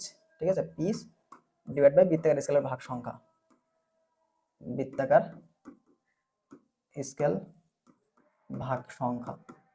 তাহলে পিচটা কি? পিচটা তুমি যখন বৃত্তাকার স্পিরোমিটারটা একবার ঘুরাবা, একবার ছোটটা ঘুরাবা, পাশে একটা ছোট হুক থাকে, ওটা ঘুরাইলে আমাদের যতটুকু দৈর্ঘ্য অতিক্রম করবে সেটাই মূলত পিচ। ঠিক আছে, তাহলে যদি তোমাকে লঘিষ্ঠ কোণ বের করতে বলে তখন এলসি সমান কি হবে? পিচ ডিভাইড বাই বৃত্তাকার স্কেলের ভাগ সংখ্যা। আচ্ছা, পরবর্তী প্রশ্ন চলে। দেখো এখানে কি বলছে, একটি শিক্ষার্থী একটি তারের ব্যাসার্ধ নির্ণয়ের জন্য 0.0 mm, এখানে একটু কেটে গেল, যেটা আমরা করছি, তাই না? দেখো তোমাকে একটি শিক্ষার্থী একটি তারের ব্যাসার্ধ নির্ণয়ের জন্য 0.0 mm লঘিষ্ঠ গণন, এখানে লঘিষ্ঠ গণন করতে হয়েছে এলসি, একটি স্ক্রু গেজ ব্যবহার করলো, তার প্রাপ্ত ফলাফলের সঠিক মান কত? তাহলে এই যে 0.05 লঘিষ্ঠ গণন, এটা মানে কি বোঝায় জানো? যে এত ঘর পর্যন্ত সে সূক্ষ্মভাবে মাপতে পারবে, 0.01 মিলিমিটার পর্যন্ত সে সূক্ষ্মভাবে মাপতে পারবে। তাহলে দেখো দশমিকের পরে কয় ঘর? দশমিকের পর 2 ঘর না? তাহলে যেই অ্যান্সারটা দশমিকের পর 2 ঘর দেওয়া আছে সেটা হবে আমাদের কাঙ্ক্ষিত উত্তর। দেখো 14.0, এই যে এখানে দশমিকের পর কয় ঘর? 2 ঘর না? তাহলে এটা হবে আমাদের উত্তর। দেখো এগুলাতে কিন্তু দশমিকের করার কোনো ঘর নাই, এটা দশমিকের পর এক ঘর, এটা দশমিকের পর 0.02, এটা আমাদের কিন্তু হবে না। ঠিক আছে, তাহলে আমাদের অ্যান্সারটা কি বলতো? লঘিষ্ঠ গণন যতটুকু ততটুকু পরিমাণ সূক্ষ্মভাবে সে মাপবে। তাহলে দেখো এখানে কত? 14.0.2, কয় ঘর পর? 2 ঘর পর। এইটা আমাদের জন্য ইম্পর্টেন্ট। ঠিক আছে, এরকম প্রশ্ন থাকলে এভাবে উত্তর করতে হবে। তো এবার দেখো, এবার তোমাকে বলছে একটা স্লাইড ক্যালিপার্স এর প্রধান স্কেলের এক ভাগে দৈর্ঘ্য, এটা গুরুত্বপূর্ণ। প্রধান স্কেলের একটা ভাগের যে ন্যূনতম মান সেটা কত? 1 মিলিমিটার। ঠিক আছে, এবার এর 99 ভাগ ভার্নিয়ার স্কেলের 100 ভাগের সমান। তাহলে ভার্নিয়ার স্কেলের ভাগ কত? 100। তাহলে এটা হচ্ছে আমাদের এন এর মান, এবং এক ভাগের ন্যূনতম দূরত্ব যেটা 1 মিটার, এটা হচ্ছে আমাদের এস এর মান। ঠিক আছে, তো তোমাকে ভার্নিয়ারের ধ্রুবক বের করতে বলছে। তো ভার্নিয়ার ধ্রুবক ভিসি এটা সমান সমান হচ্ছে এস বাই হচ্ছে এন। এসটা কি? এসটা হচ্ছে প্রধান স্কেলের ক্ষুদ্রতম ভাগের দৈর্ঘ্য। ঠিক আছে, প্রধান স্কেলের ক্ষুদ্রতম এক ভাগের দৈর্ঘ্য ডিভাইডেড এনটা হচ্ছে তোমার ভার্নের স্কেলের ভাগ সংখ্যা, যেটা দেওয়া আছে কত 100। তাহলে এস এর মান কত আমরা পাচ্ছি 1 মিলিমিটার। তাহলে 1 মিলিমিটারকে তুমি যদি এন 100 দিয়ে ভাগ করে দাও তাহলে কত হচ্ছে কত 0.01 মিলিমিটার। তাহলে অ্যান্সার কত, এই যে বি নাম্বারটা অ্যান্সার। ঠিক আছে, তো এইভাবে আমাদের ভার্নিয়ার ধ্রুবকটা বের করা শিখতে হবে। তাহলে ভার্নিয়ার ধ্রুবকটা হবে ভিসি ইকুয়াল হচ্ছে এস ডিভাইড বাই এন। এসটা কি, যেখানে একটা ক্ষুদ্রতম ভাগের দৈর্ঘ্য ডিভাইড বাই হচ্ছে কতটা ভাগ সংখ্যা। ঠিক আছে, তাহলে এটা আমাদের জন্য কিন্তু গুরুত্বপূর্ণ, পরীক্ষায় চলে আসে। দেখো 15-16 সেশনে কিন্তু একবার আসছে প্রশ্ন। তো চলো এখন আমরা ভেক্টরের কিছু ইম্পর্টেন্ট প্রশ্ন সলভ করব। তো প্রথমে দেখো তোমাদের কি প্রশ্ন দেওয়া আছে, একটা ভেক্টর, এটা হচ্ছে অবস্থান ভেক্টর টাইপের একটা প্রশ্ন। ঠিক আছে, তো অবস্থান ভেক্টর টাইপের প্রশ্ন তোমাকে দেওয়া আছে, এ একটা ভেক্টর দেওয়া আছে এবং বি একটা ভেক্টর দেওয়া আছে। তো তোমাকে বলছে এই ভেক্টর, এটা কিন্তু ডট গুণ নয়, এটা কিন্তু এবি ভেক্টর। তো এই যে এবি ভেক্টর, দেখো আমাদের যে এবি ভেক্টর, এই এবি ভেক্টর এটাকে আমরা লিখতে পারি হচ্ছে ওবি ভেক্টর মাইনাস হচ্ছে ওএ ভেক্টর। ঠিক আছে, অথবা তুমি এখানে ডিরেক্ট হলো বি ভেক্টর থেকে এ ভেক্টর বাদ দিয়ে দিবা। ঠিক আছে, দ্বিতীয়টা থেকে প্রথমটা বাদ দিলে তুমি কি এবি ভেক্টরটা পেয়ে যাবা, বোঝা গেল। এরপরে তোমার এটার মানটা বের করতে বসে, এটার মানটা বের করতে বসে। তাহলে আমরা ডিরেক্ট আগে এবি ভেক্টরটা বের করি। তাহলে এবি ভেক্টর মানে কি দেখলাম যে B vector minus A vector. তাহলে বি ভেক্টর থেকে তুমি এ ভেক্টর বাদ দিবা। তাহলে দেখো আই প্লাস হচ্ছে 3j প্লাস হচ্ছে 2k, হ্যাঁ, মাইনাস আমাদের এখানে কি দেওয়া আছে দেখো 3i প্লাস হচ্ছে j, হ্যাঁ, মাইনাস হচ্ছে 2k। এবার এটা বাদ দাও, এটা বিয়োগ করে দাও, তাহলে দেখো রেজাল্ট পেয়ে যাবা। তাহলে i থেকে -3i বাদ দিলে কত থাকে -2i। এবার দেখো +3j j, তার মানে এখানে কত থাকে +2j তুমি পাবা। ঠিক আছে, এরপরে দেখো +2k আছে, এখানে -2k, মাইনাস হচ্ছে প্লাস হয়ে যাবে, তাহলে এখানে কত হয়ে যাবে 4k। ঠিক আছে, 4k। এবার তোমার কি বলছে এই ভেক্টরের মানটা বের করো, এই ভেক্টরের মানটা বের করো। তাহলে দেখো আমরা এই ভেক্টরের মানটা যদি বের করি, মান বের করার সূত্র কি, √i এর স্কয়ারের উপর স্কয়ার, তাহলে 2 এর উপর স্কয়ার প্লাস j এর স্কয়ার 2 এর উপর স্কয়ার, ঠিক আছে, যোগ হচ্ছে 4 এর উপর স্কয়ার। তাহলে দেখো এখানে কি আসছে √4 4 8 যোগ দেখো 4 4 কত 16। ঠিক আছে, তাহলে এখানে কত আসলা, এখানে তুমি কত পাইলা 24 পেলা না, √24। তাহলে √24 এটাকে তুমি কি লেখা যায় 4 6 24 লেখা যায় না। তাহলে তুমি এটাকে লিখতে পারো কি √4 গুণন 6, 4 কে রুট করলে কত 2 পাবো, আর 6 কে তো রুট করা যাবে না, তাহলে এটা কি পাবো দেখো 2√6, যেটা আমাদের দেওয়া আছে এ নাম্বার অপশন। তো এইভাবে আমরা অবস্থান ভেক্টর টাইপের প্রশ্নগুলো সলভ করতে পারি। তো অনেক সময় তোমাকে এইভাবে প্রশ্ন দেওয়া থাকতে পারে, দেখো এই একটা পয়েন্ট দেওয়া থাকলো, যেটা মনে করো x1, এটা হচ্ছে আমাদের y1 এবং এটা হচ্ছে আমাদের z1। এখান থেকে একটা বস্তু বি তে গেছে, বি পয়েন্টে গেছে, বি পয়েন্ট হচ্ছে x2 y2 এবং হচ্ছে z2। ঠিক আছে, তো তোমাকে বললো যে এবি ভেক্টরটা বের করো, এবি ভেক্টর বের করো অথবা তার মানটা বের করো, এটা সমান হওয়ার। তো ডিরেক্ট এখানে লিখতে পারবা এবি ভেক্টরটাকে বের করো। এই ভেক্টরটা সমান হচ্ছে তুমি দ্বিতীয়টা থেকে প্রথমটা বাদ দিবা, দ্বিতীয়টা থেকে প্রথমটা বাদ দিবা। দেখো x2 মাইনাস হচ্ছে x1, x বরাবর কে যায়, x বরাবর i ভেক্টর যায়। ঠিক আছে, এরপরে আমরা y2 মাইনাস হচ্ছে y1, y বরাবর কে যাবে, j ভেক্টর যাবে। এরপরে আমাদের z2 মাইনাস হচ্ছে z1, এটা কি z অক্ষ বরাবর k ভেক্টর। তো এইভাবে তুমি ইজিলি, যদি এভাবে স্থানাঙ্ক ব্যবস্থা থাকে যে একটা বস্তু এই অবস্থান থেকে b তে গেল, তাহলে সরণ ভেক্টর বা অবস্থান ভেক্টরটা কি হবে, এই ভেক্টর বা pq ভেক্টর বলতে পারে। তুমি এই ভেক্টর পেয়ে গেলা, তখন তুমি এটার মানটা ইজিলি বের করতে পারবে। ঠিক আছে, তো এইভাবে তোমাকে অবস্থান ভেক্টর থেকে প্রশ্ন দিবে। আচ্ছা, চলো পরবর্তী প্রশ্ন চলে যাই। তো নেক্সট কোশ্চেন আমাদের কি বলছে, নেক্সট কোশ্চেন তোমাকে একক ভেক্টর টাইপের প্রশ্ন তোমাকে দিয়েছে, একক ভেক্টর। দেখো দুইটা ভেক্টর দেওয়া আছে, r1 দেওয়া আছে এবং r2 দেওয়া আছে। হ্যাঁ, বলছে এর লব্ধি ভেক্টরের, লব্ধি ভেক্টর মানে কি বলতো, লব্ধি ভেক্টর আর এটার সমান আমরা কি পাবো, দুইটা ভেক্টরের যোগফল। ঠিক আছে, দুইটা ভেক্টরের যোগফল। ঠিক আছে, তাহলে সমান্তরাল একক ভেক্টর, সমান্তরাল একক ভেক্টর। তাহলে সমান্তরাল একক ভেক্টর মানে কি, কোন একটা ভেক্টর, কোন একটা ভেক্টরকে, কোন একটা ভেক্টরকে, কোন একটা ভেক্টরকে তার মান দিয়ে তুমি যদি ভাগ করে দাও, তাহলে কি পাবো বলতো, এটা হচ্ছে এর সমান্তরালে, এর সমান্তরালে, সমান্তরালে একক ভেক্টর। তার মানে তোমাকে আগে কি করতে হবে, লব্ধিটা বের করতে হবে। লব্ধিটা বের করে লব্ধির মান দিয়ে ভাগ করলে তুমি কি পাবে, লব্ধির দিকে সমান্তরাল একক ভেক্টর পেয়ে যাবে। তাহলে এখানে আমাদের লব্ধি, ঠিক আছে, লব্ধি আর ভেক্টর, এটা সমান কি পাবো r1 প্লাস হচ্ছে r2, ভেক্টর ফর্মে যোগ হয়ে যাবে। তাহলে i এর সাথে i যোগ হবে, j এর সাথে j হবে। তাহলে দেখো 2i, এখানে দেখো i যোগ করলে কত হবে 3i। তারপরে এখানে দেখো 4j, এখানে হচ্ছে +2j, তার মানে এখানে কি হবে আমাদের 6j। ওকে, এবার দেখো এখানে হচ্ছে -5k আর এখানে হচ্ছে +3k, তার মানে এখানে পাবো কত -2k। তাহলে আমি কিন্তু মানটা পেয়ে গেছি, ভেক্টর ফর্মটা পেয়ে গেছি। এবার আমাদেরকে মান দিয়ে ভাগ করতে হবে। তাহলে আমরা মনে করো আর একক ভেক্টর কাট দিয়ে লিখলাম। তাহলে এখানে দেখো 3i প্লাস হচ্ছে 6j মাইনাস হচ্ছে 2k। ঠিক আছে, ডিভাইড বাই এর মান দিয়ে ভাগ। তাহলে দেখো 3 এর উপর স্কয়ার যোগ 6 এর উপর স্কয়ার যোগ হচ্ছে 2 এর উপর স্কয়ার। তাহলে দেখো এখানে আমরা পাচ্ছি কত, 6 এর উপর স্কয়ার 36, এখানে 4 40 49, 49 এর উপর কত 7 থাকে।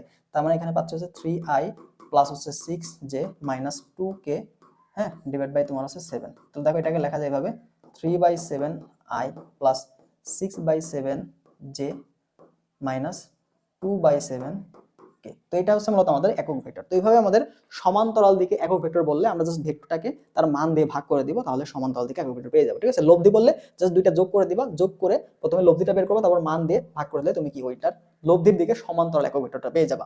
আচ্ছা, তোমাদের পরবর্তী প্রশ্ন চলে, দেখো এখানে কি বলছে, চিত্র দিয়ে একটা প্রশ্ন তোমাকে বলছে যে ভেক্টর ফর্ম। ঠিক আছে, তো এইটা আমাদের খুবই গুরুত্বপূর্ণ একটা প্রশ্ন।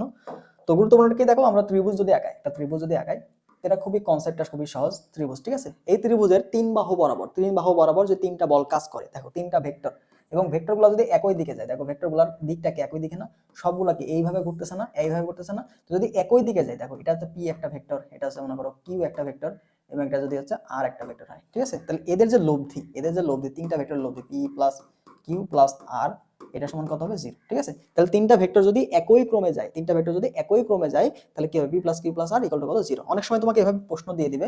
ঠিক আছে, অনেকভাবে এরকম প্রশ্ন দিয়ে দিবে। দেখো এরকম একটা প্রশ্ন তোমাকে দিয়ে দিবে। তো দেখো এইভাবে একটা ভেক্টর গেল, এটা মনে করো পি, হ্যাঁ, তারপর একটা মনে করো নিচের দিকে আসলো, আর একটা এইভাবে গেল, এটা মনে করো আর, এবং এটা সমান হচ্ছে কিউ। তো এবার বললো যে এই চিত্র থেকে কোনটা সঠিক, আচ্ছা দেখো তো, এখান থেকে প্রথমে তুমি আর কাজকে যে কোনো একটাকে পজিটিভ ধরে নাও, যে কোনো একটা দিক পজিটিভ ধরে নাও। মনে করো আমি পি এর দিকটাকে পজিটিভ ধরলাম, যে সবগুলা ভেক্টর আমার এই ক্রমে ঘুরবে। ঠিক আছে, তাহলে পি এর দিকটা কি হবে, পি এদিকে যে এদিকে আসবে, তাহলে দেখো পি যাওয়ার কথা কোন দিকে, এদিকে গেল, তাহলে পিটা পজিটিভ নিলাম। এরপরে পি ভেক্টরকে এদিকে যাওয়ার কথা ছিল না, বাট কিউটা কি নিচের দিকে আসে না, তাহলে পি এর সাপেক্ষে কিউটা কি বলতো, নেগেটিভ না, তার মানে এখানে প্লাস দিয়ে মাইনাস কিউ। ঠিক আছে, আচ্ছা এরপরে দেখো ভেক্টরটা কি এদিকে আসার কথা ছিল না, ভেক্টরটা এই বরাবর যে এই দিকে আসা, যেখান থেকে শুরু করছে ওইখান থেকে কি সে আবার লাস্ট পয়েন্টে আসার কথা ছিল, বাট দেখো আরটা কি উপরে দিয়ে গেছে না, উল্টা দিয়ে গেছে না, পি এর সাপেক্ষে আর কি উল্টা দিয়ে গেছে, তাহলে এখানে আমাদের কি বলতো প্লাস মাইনাস আর ইকুয়াল কত হবে, 0। ঠিক আছে, এভাবে 0। তো এরপরে তুমি জাস্ট কি করবে, দেখো এখানে পি ভেক্টর সমান কি দুইটা মাইনাস না, ওই পাশে নিয়ে গেলে কি হবে বলতো, এই যে কিউ প্লাস এই যে আর, তাহলে এই দুইটা লব্ধি কি হচ্ছে পি এর সমান। তো এইভাবে তোমাকে কিন্তু চিত্র থেকে বলবে যে নিচের চিত্রের জন্য কোনটা সঠিক, তখন তুমি জাস্ট যে কোনো একটা দিকটাকে পজিটিভ ধরবা। দেখো পি এর দিকটাকে পজিটিভ, তাহলে পি যাবে কোন দিকে, এই যে দিক থেকে শুরু করছে, এই যে আদি থেকে শুরু করে শেষ করে আবার কি আদিতে এসে মিলিত হবে, তাহলে এইভাবে আসবে, তাহলে এইভাবে যখন যাবে তাহলে এই দিকে হবে পজিটিভ, এই দিকে পজিটিভ, তারপর এই দিকে হবে পজিটিভ, বাট সে কি করছে, দেখো তো কিউটা নিচের দিকে আসছে, যার বলছিল উপরে, তাহলে কিউটা কি হচ্ছে পি এর সাপেক্ষে নেগেটিভ, তখন আমি কি মাইনাস কিউ লিখছি। আবার দেখো আর কি নিচের দিকে আসার কথা ছিল না, বাট গেছে কি উপরের দিকে, এই জন্য কি মাইনাস আর, তো আমি সবগুলোকে মাইনাসগুলো পাশে নিয়ে গেছি, প্লাস হয়ে গেল। তো এখান থেকে তোমাকে প্রশ্ন দিবে নিচের কোনটি সঠিক চিত্রের জন্য। ঠিক আছে, তো দেখো এ প্লাস সি ইকুয়াল 0 কখন হবে, যখন তিনটা ভেক্টরের দিকটা একই হবে। দেখো এ গেছে এদিকে, বি গেছে এদিকে, সি গেছে এদিকে, তাহলে কি একই ক্রমে ঘুরতেছে না, একই ক্রমে ঘুরতেছে। তো যদি একটা ত্রিভুজের তিন বাহু বরাবর তিনটা ভেক্টর কাজ করে বা বল কাজ করে, এবং তারা যদি একই ক্রমে ঘুরে বা একই ক্রমে ক্রিয়া করে, তাহলে লব্ধি কত হবে, 0 হবে। লব্ধি 0। ঠিক আছে, তো এটা গুরুত্বপূর্ণ। তো চলো পরবর্তী প্রশ্নে চলে যাই আমরা। তো নেক্সট কোশ্চেন আমাদের কি বলছে, এটা একটু তোমাদের দেখতে হতে অসুবিধা হচ্ছে, আমি প্রশ্নটা পড়ি। দেখো দুইটা বলের লব্ধির সর্বোচ্চ ও সর্বনিম্ন মান কি বলছে, এখানে সর্বোচ্চ মান দেওয়া আছে তোমাকে। দেখো দুইটা ভেক্টরের সর্বোচ্চ লব্ধি দেওয়া আছে এবং সর্বনিম্ন লব্ধি আছে কত, 7 নিউটন এবং হচ্ছে 1 নিউটন। তাহলে আমাদের এখানে কি কি দেওয়া থাকলো, সর্বোচ্চ লব্ধি আর ম্যাক্স। তাহলে সর্বোচ্চ লব্ধি মানে কি বলতো, সর্বোচ্চ লব্ধি মানে দুইটা ভেক্টরের যোগ। ঠিক আছে, দুইটা ভেক্টর পি প্লাস কিউ, এটা সমান কত দেওয়া আছে, এটা সমান তোমাকে দেওয়া আছে 7 নিউটন, এবং সর্বনিম্ন লব্ধি আর মিনিমাম, এটা সমান দেওয়া আছে কত, পি মাইনাস কিউ, আমরা পিটাকে বড় ধরে নিলাম, এটা সমান দেওয়া আছে তোমার 1 নিউটন। ঠিক আছে, এবার বলছে কোন একটা বিন্দুতে বল দুইটি যদি 90 ডিগ্রি কোণে ক্রিয়া করে, তাহলে তাদের লব্ধির মানটা কত হবে। তোমাকে এখানে সর্বোচ্চ লব্ধি দিয়েছে, সর্বনিম্ন লব্ধি দিয়ে দিয়েছে। এরপর আবার বলছে যে বল দুইটা যদি এবার 90 ডিগ্রি কোণে ক্রিয়াশীল করে, তাহলে লব্ধি কত হবে। আচ্ছা যদি দুইটা বল 90 ডিগ্রি কোণে ক্রিয়াশীল হয় আর 90 ডিগ্রি, সেটা তোমরা আমরা কি জানি যে root over P square plus Q square. তো root over P square plus Q square তো বের করবো, তার আগে আমাকে পি আর কিউ মান বের করতে হবে না। পি আর কিউ দুইটা ভেক্টর যদি নাই জানি, তাহলে এখানে মান বসাবো কিভাবে। তাহলে আমাকে মান বের করার জন্য এই দুইটা কনসেপ্ট তোমাকে দিয়েছে, আর ম্যাক্স এবং আর মিনিমাম। দেখো এখানে যোগফল দেওয়া আছে, এখানে নেগেটিভ দেওয়া আছে, তাহলে এটাকে যদি আমরা 1 নাম্বার ধরি, এটাকে যদি 2 নাম্বার ধরি, দেখো দুইটা যোগ করে দাও, 1 আর 2 যে যোগ করে দাও, তাহলে দেখো কিউ কিউ কাটা যায় না, তাহলে এখানে কি 2p সমান কত পাচ্ছ, 7 যোগ 1 মানে কত, 8 নিউটন। তাহলে এখানে p সমান কত হচ্ছে ভাই, 4 নিউটন না। p এর মান তুমি কিন্তু পেয়ে গেলা। এবার p এর মান যে কোনো একটা সমীকরণে তুমি বসাই দাও, যে কোনো একটা সমীকরণে বসাই দাও। দেখো p প্লাস কিউ সমান কত, 7। তাহলে এখানে কিউ সমান কি 7 মাইনাস পি, তার মানে কত 7 মাইনাস 4 ইকুয়াল টু কত হলো 3 নিউটন। তাহলে আমরা কিন্তু মান পেয়ে গেলাম, পি এর মানটা 4 নিউটন, কিউ এর মানটা 3 নিউটন। তাহলে এখানে লব্ধির মানটা কত হবে, 90 ডিগ্রিতে লব্ধি কত হবে, root over P square plus Q square, তার মানে 4 স্কয়ার প্লাস 3 স্কয়ার, তার মানে কত রুট ওভার 25 ইকুয়াল কত 5। এই প্রশ্নটা কিন্তু অনেকবার আসছে, অনেক জায়গাতে আসছে, তো খুবই গুরুত্বপূর্ণ একটা টাইপ। তাহলে তোমাকে সর্বোচ্চ লব্ধি এবং সর্বনিম্ন লব্ধি দেওয়া থাকলে তুমি জাস্ট সুন্দর মতো একবার যোগ করে দিবা, তাহলে পি এর মানটা পেয়ে যাবা, পি এর মান অপর একটা সমীকরণে বসাই দিলে কিউ এর মানটা পেয়ে যাবা। তারপর তোমাকে যা খুশি বলুক না কেন তুমি মানটা বের করবা। এখানে 60 ডিগ্রি যায় 30 ডিগ্রি বলুক, 60 ডিগ্রি বলুক, যায় সমস্যা নাই, ঠিক আছে, জাস্ট সূত্র বসাই দিলে তোমার অ্যান্সার হয়ে যাবে। তোমার কাজ হবে কি পি আর কিউ এর মানটাকে বের করা, ঠিক আছে। আচ্ছা, তো এরপর আসো পরবর্তী প্রশ্ন চলে যাই। এবার বলছে দেখো দুইটা বল, এই প্রশ্নটা খুবই গুরুত্বপূর্ণ, এই প্রশ্ন দুইবার ঘুরে আসে। একবার তোমাকে কোন বের করতে দিবে, একবার ভেক্টরের মানটা বের করতে দিবে। দেখো বলছে কি দুইটা বল যার একটি 10 নিউটন এবং বল দ্বয় 120 ডিগ্রি কোণে ক্রিয়া করে, লব্ধির মান উল্লেখিত বলটির সমান। লব্ধির যে মান আর, এটা কি উল্লেখিত বল, দুইটা বল, একটা মনে করো পি বল, একটা হচ্ছে কিউ বল, ঠিক আছে। লব্ধির মান যে কোনো একটি সমান, তাহলে বলটির যে কোনো একটি বলের সমান হয়, তাহলে আর সমান সমান পি, হ্যাঁ, এবং হচ্ছে পি ও কিউ এর যে মধ্যবর্তী কোণ, এটা সমান দেওয়া আছে কত তোমাকে হচ্ছে 120 ডিগ্রি। তাহলে বলছে এবার আমাদের অজানা যে বলটা ওইটার মানটা কত, অপর বলটির মান কত। তো এই কন্ডিশনটা কি হবে, দেখো যখনই তোমাদের হচ্ছে দুইটা বল সমান, হ্যাঁ দুইটা বল সমান এবং বল দ্বয়ের লব্ধি যে কোনো একটা সমান, তখনই তোমাদের পি এবং কিউ, ঠিক আছে, পি এবং কিউ এর যে মধ্যবর্তী কোণ আলফা, এটা হয়ে যাবে হচ্ছে 120 ডিগ্রি। সেম উল্টা ভাবেও যদি পি এবং কিউ এর মধ্যবর্তী কোণ 120 ডিগ্রি হয় এবং লব্ধি যদি যে কোনো একটা সমান হয়, লব্ধি যদি যে কোনো একটা সমান হয়, তাহলে আমরা বলতে পারি দুইটা বল কি সমান, দুইটা বল হচ্ছে সমান। তার মানে এখানে পি আর কিউ হবে কি বলতো, পি আর কিউ হবে সমান। তাহলে পি এর মান কত আছে 10 নিউটন, তাহলে অবশ্যই কিউ এর মান কত হবে, কিউ হবে আমাদের কি 10 নিউটন, ঠিক আছে। তাহলে এখানে आंसर 10 নিউটন কোথায় আছে দেখো তো, এই যে 10 নিউটন, এখানে 0 অথবা 10 নিউটন হতে পারে, বি নাম্বারটা आंसर, ঠিক আছে। তাহলে 0 অথবা 10 নিউটন বোঝা গেল। তাহলে কি হবে, উল্টা হবে, যদি তোমাকে বলে দুইটা ভেক্টর সমান এবং এদের লব্ধি যে কোনো একটি সমান, তাহলে মধ্যবর্তী কোণ কত 120 ডিগ্রি। আবার উল্টা হবে যদি বলে মধ্যবর্তী কোণ 120 ডিগ্রি এবং হচ্ছে লব্ধির মান যে কোনো একটি সমান, যে কোনো একটি সমান, তখনও কি দুইটা বল এখানে সমান, তার মানে পি আর কিউ দুইটাই সমান। পি এর মান দেওয়া আছে 10, তার মানে কিউ এর মান হলো 10। পরবর্তীতে আসো নেক্সট প্রশ্নে, দেখো তোমাকে বলছে এখানে কি বলছে যে এ ও বি ভেক্টর দ্বয় যদি পরস্পর লম্ব হয়, এ ও বি ভেক্টর দ্বয় পরস্পর লম্ব হলে কি হবে। তো লম্ব হলে যে প্রথম যে কন্ডিশন, লম্ব হলে প্রথম কন্ডিশন কি বলতো, এদের ডট গুণ কি হবে, এদের ডট গুণ হবে 0, ডট গুণ হবে 0। এবং দুই নম্বর আমরা দেখে বুঝবো যে এদের হচ্ছে সর্বোচ্চ লব্ধি মানে কি a প্লাস বি, হ্যাঁ a প্লাস বি এদের মান, এবং এদের যে সর্বনিম্ন লব্ধি a মাইনাস বি, এটার মান কি হবে সমান, ঠিক আছে। বা হচ্ছে সর্বোচ্চ লব্ধি মানে কি আর ম্যাক্স, তোমাকে বলো সর্বোচ্চ লব্ধি এবং হচ্ছে সর্বনিম্ন লব্ধি কখন সমান হবে, মান কখন সমান হবে, যখন এদের দুটো ভেক্টরের মধ্যবর্তী কোণ 90 ডিগ্রি হবে, ঠিক আছে। তাহলে এই দুইটা কন্ডিশন আমাদের মাথায় রাখতে হবে, যেটা দেখো সি নাম্বারে দেওয়া আছে, a প্লাস বি ইকুয়াল হচ্ছে a মাইনাস বি মডুলাস, ঠিক আছে। আচ্ছা,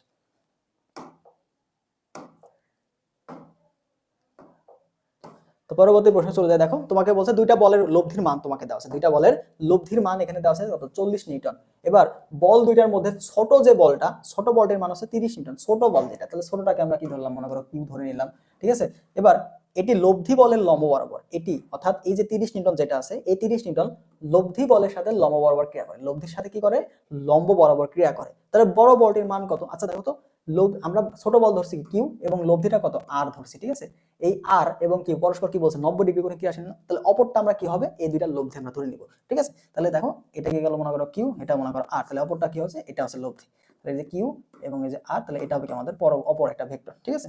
আর এবং পি এর লব্ধিটা হবে পি ভেক্টর। তাহলে যেহেতু আর এবং কিউ লম্ব বরাবর আছে, তাহলে পিটা কি হয় বলতো, এই দুইটা লব্ধি লম্ব বরাবর কি থাকলে লব্ধি কি হয়, root over Q square plus এই যে আর স্কয়ার, ঠিক আছে। তাহলে জাস্ট এখানে ভ্যালুগুলো বসাই দাও। তাহলে কিউ এর মানটা কত, এখানে 30 নিউটন, তাহলে 30 এর উপর স্কয়ার যোগ হচ্ছে 40 এর উপর স্কয়ার, তার মানে দেখো এখানে তুমি মানটা পাবো হচ্ছে 25, ঠিক আছে। তাহলে এখানে তোমাকে রুট করলে চলে আসবে হচ্ছে 50 নিউটন, ঠিক আছে। তো এইভাবে কিন্তু ভ্যালুগুলো আমাদের চলে আসে সি নাম্বার অপশনটা। চলো পরবর্তী প্রশ্নে চলে যাই আমরা। নেক্সট কোশ্চেন এখানে বলছে দেখো, এটা তোমার হচ্ছে ঢাকা ভার্সিটিতে আসছে, কিন্তু গুরুত্বপূর্ণ একটা প্রশ্ন, এজন্য আমরা এখানে রাখছি। দেখো দুইটা ভেক্টর দেওয়া আছে, এ ভেক্টর, বি ভেক্টর ও সি ভেক্টর, এর মান যথাক্রমে তোমাকে 12, 5 ও 13 এরকম দেওয়া আছে।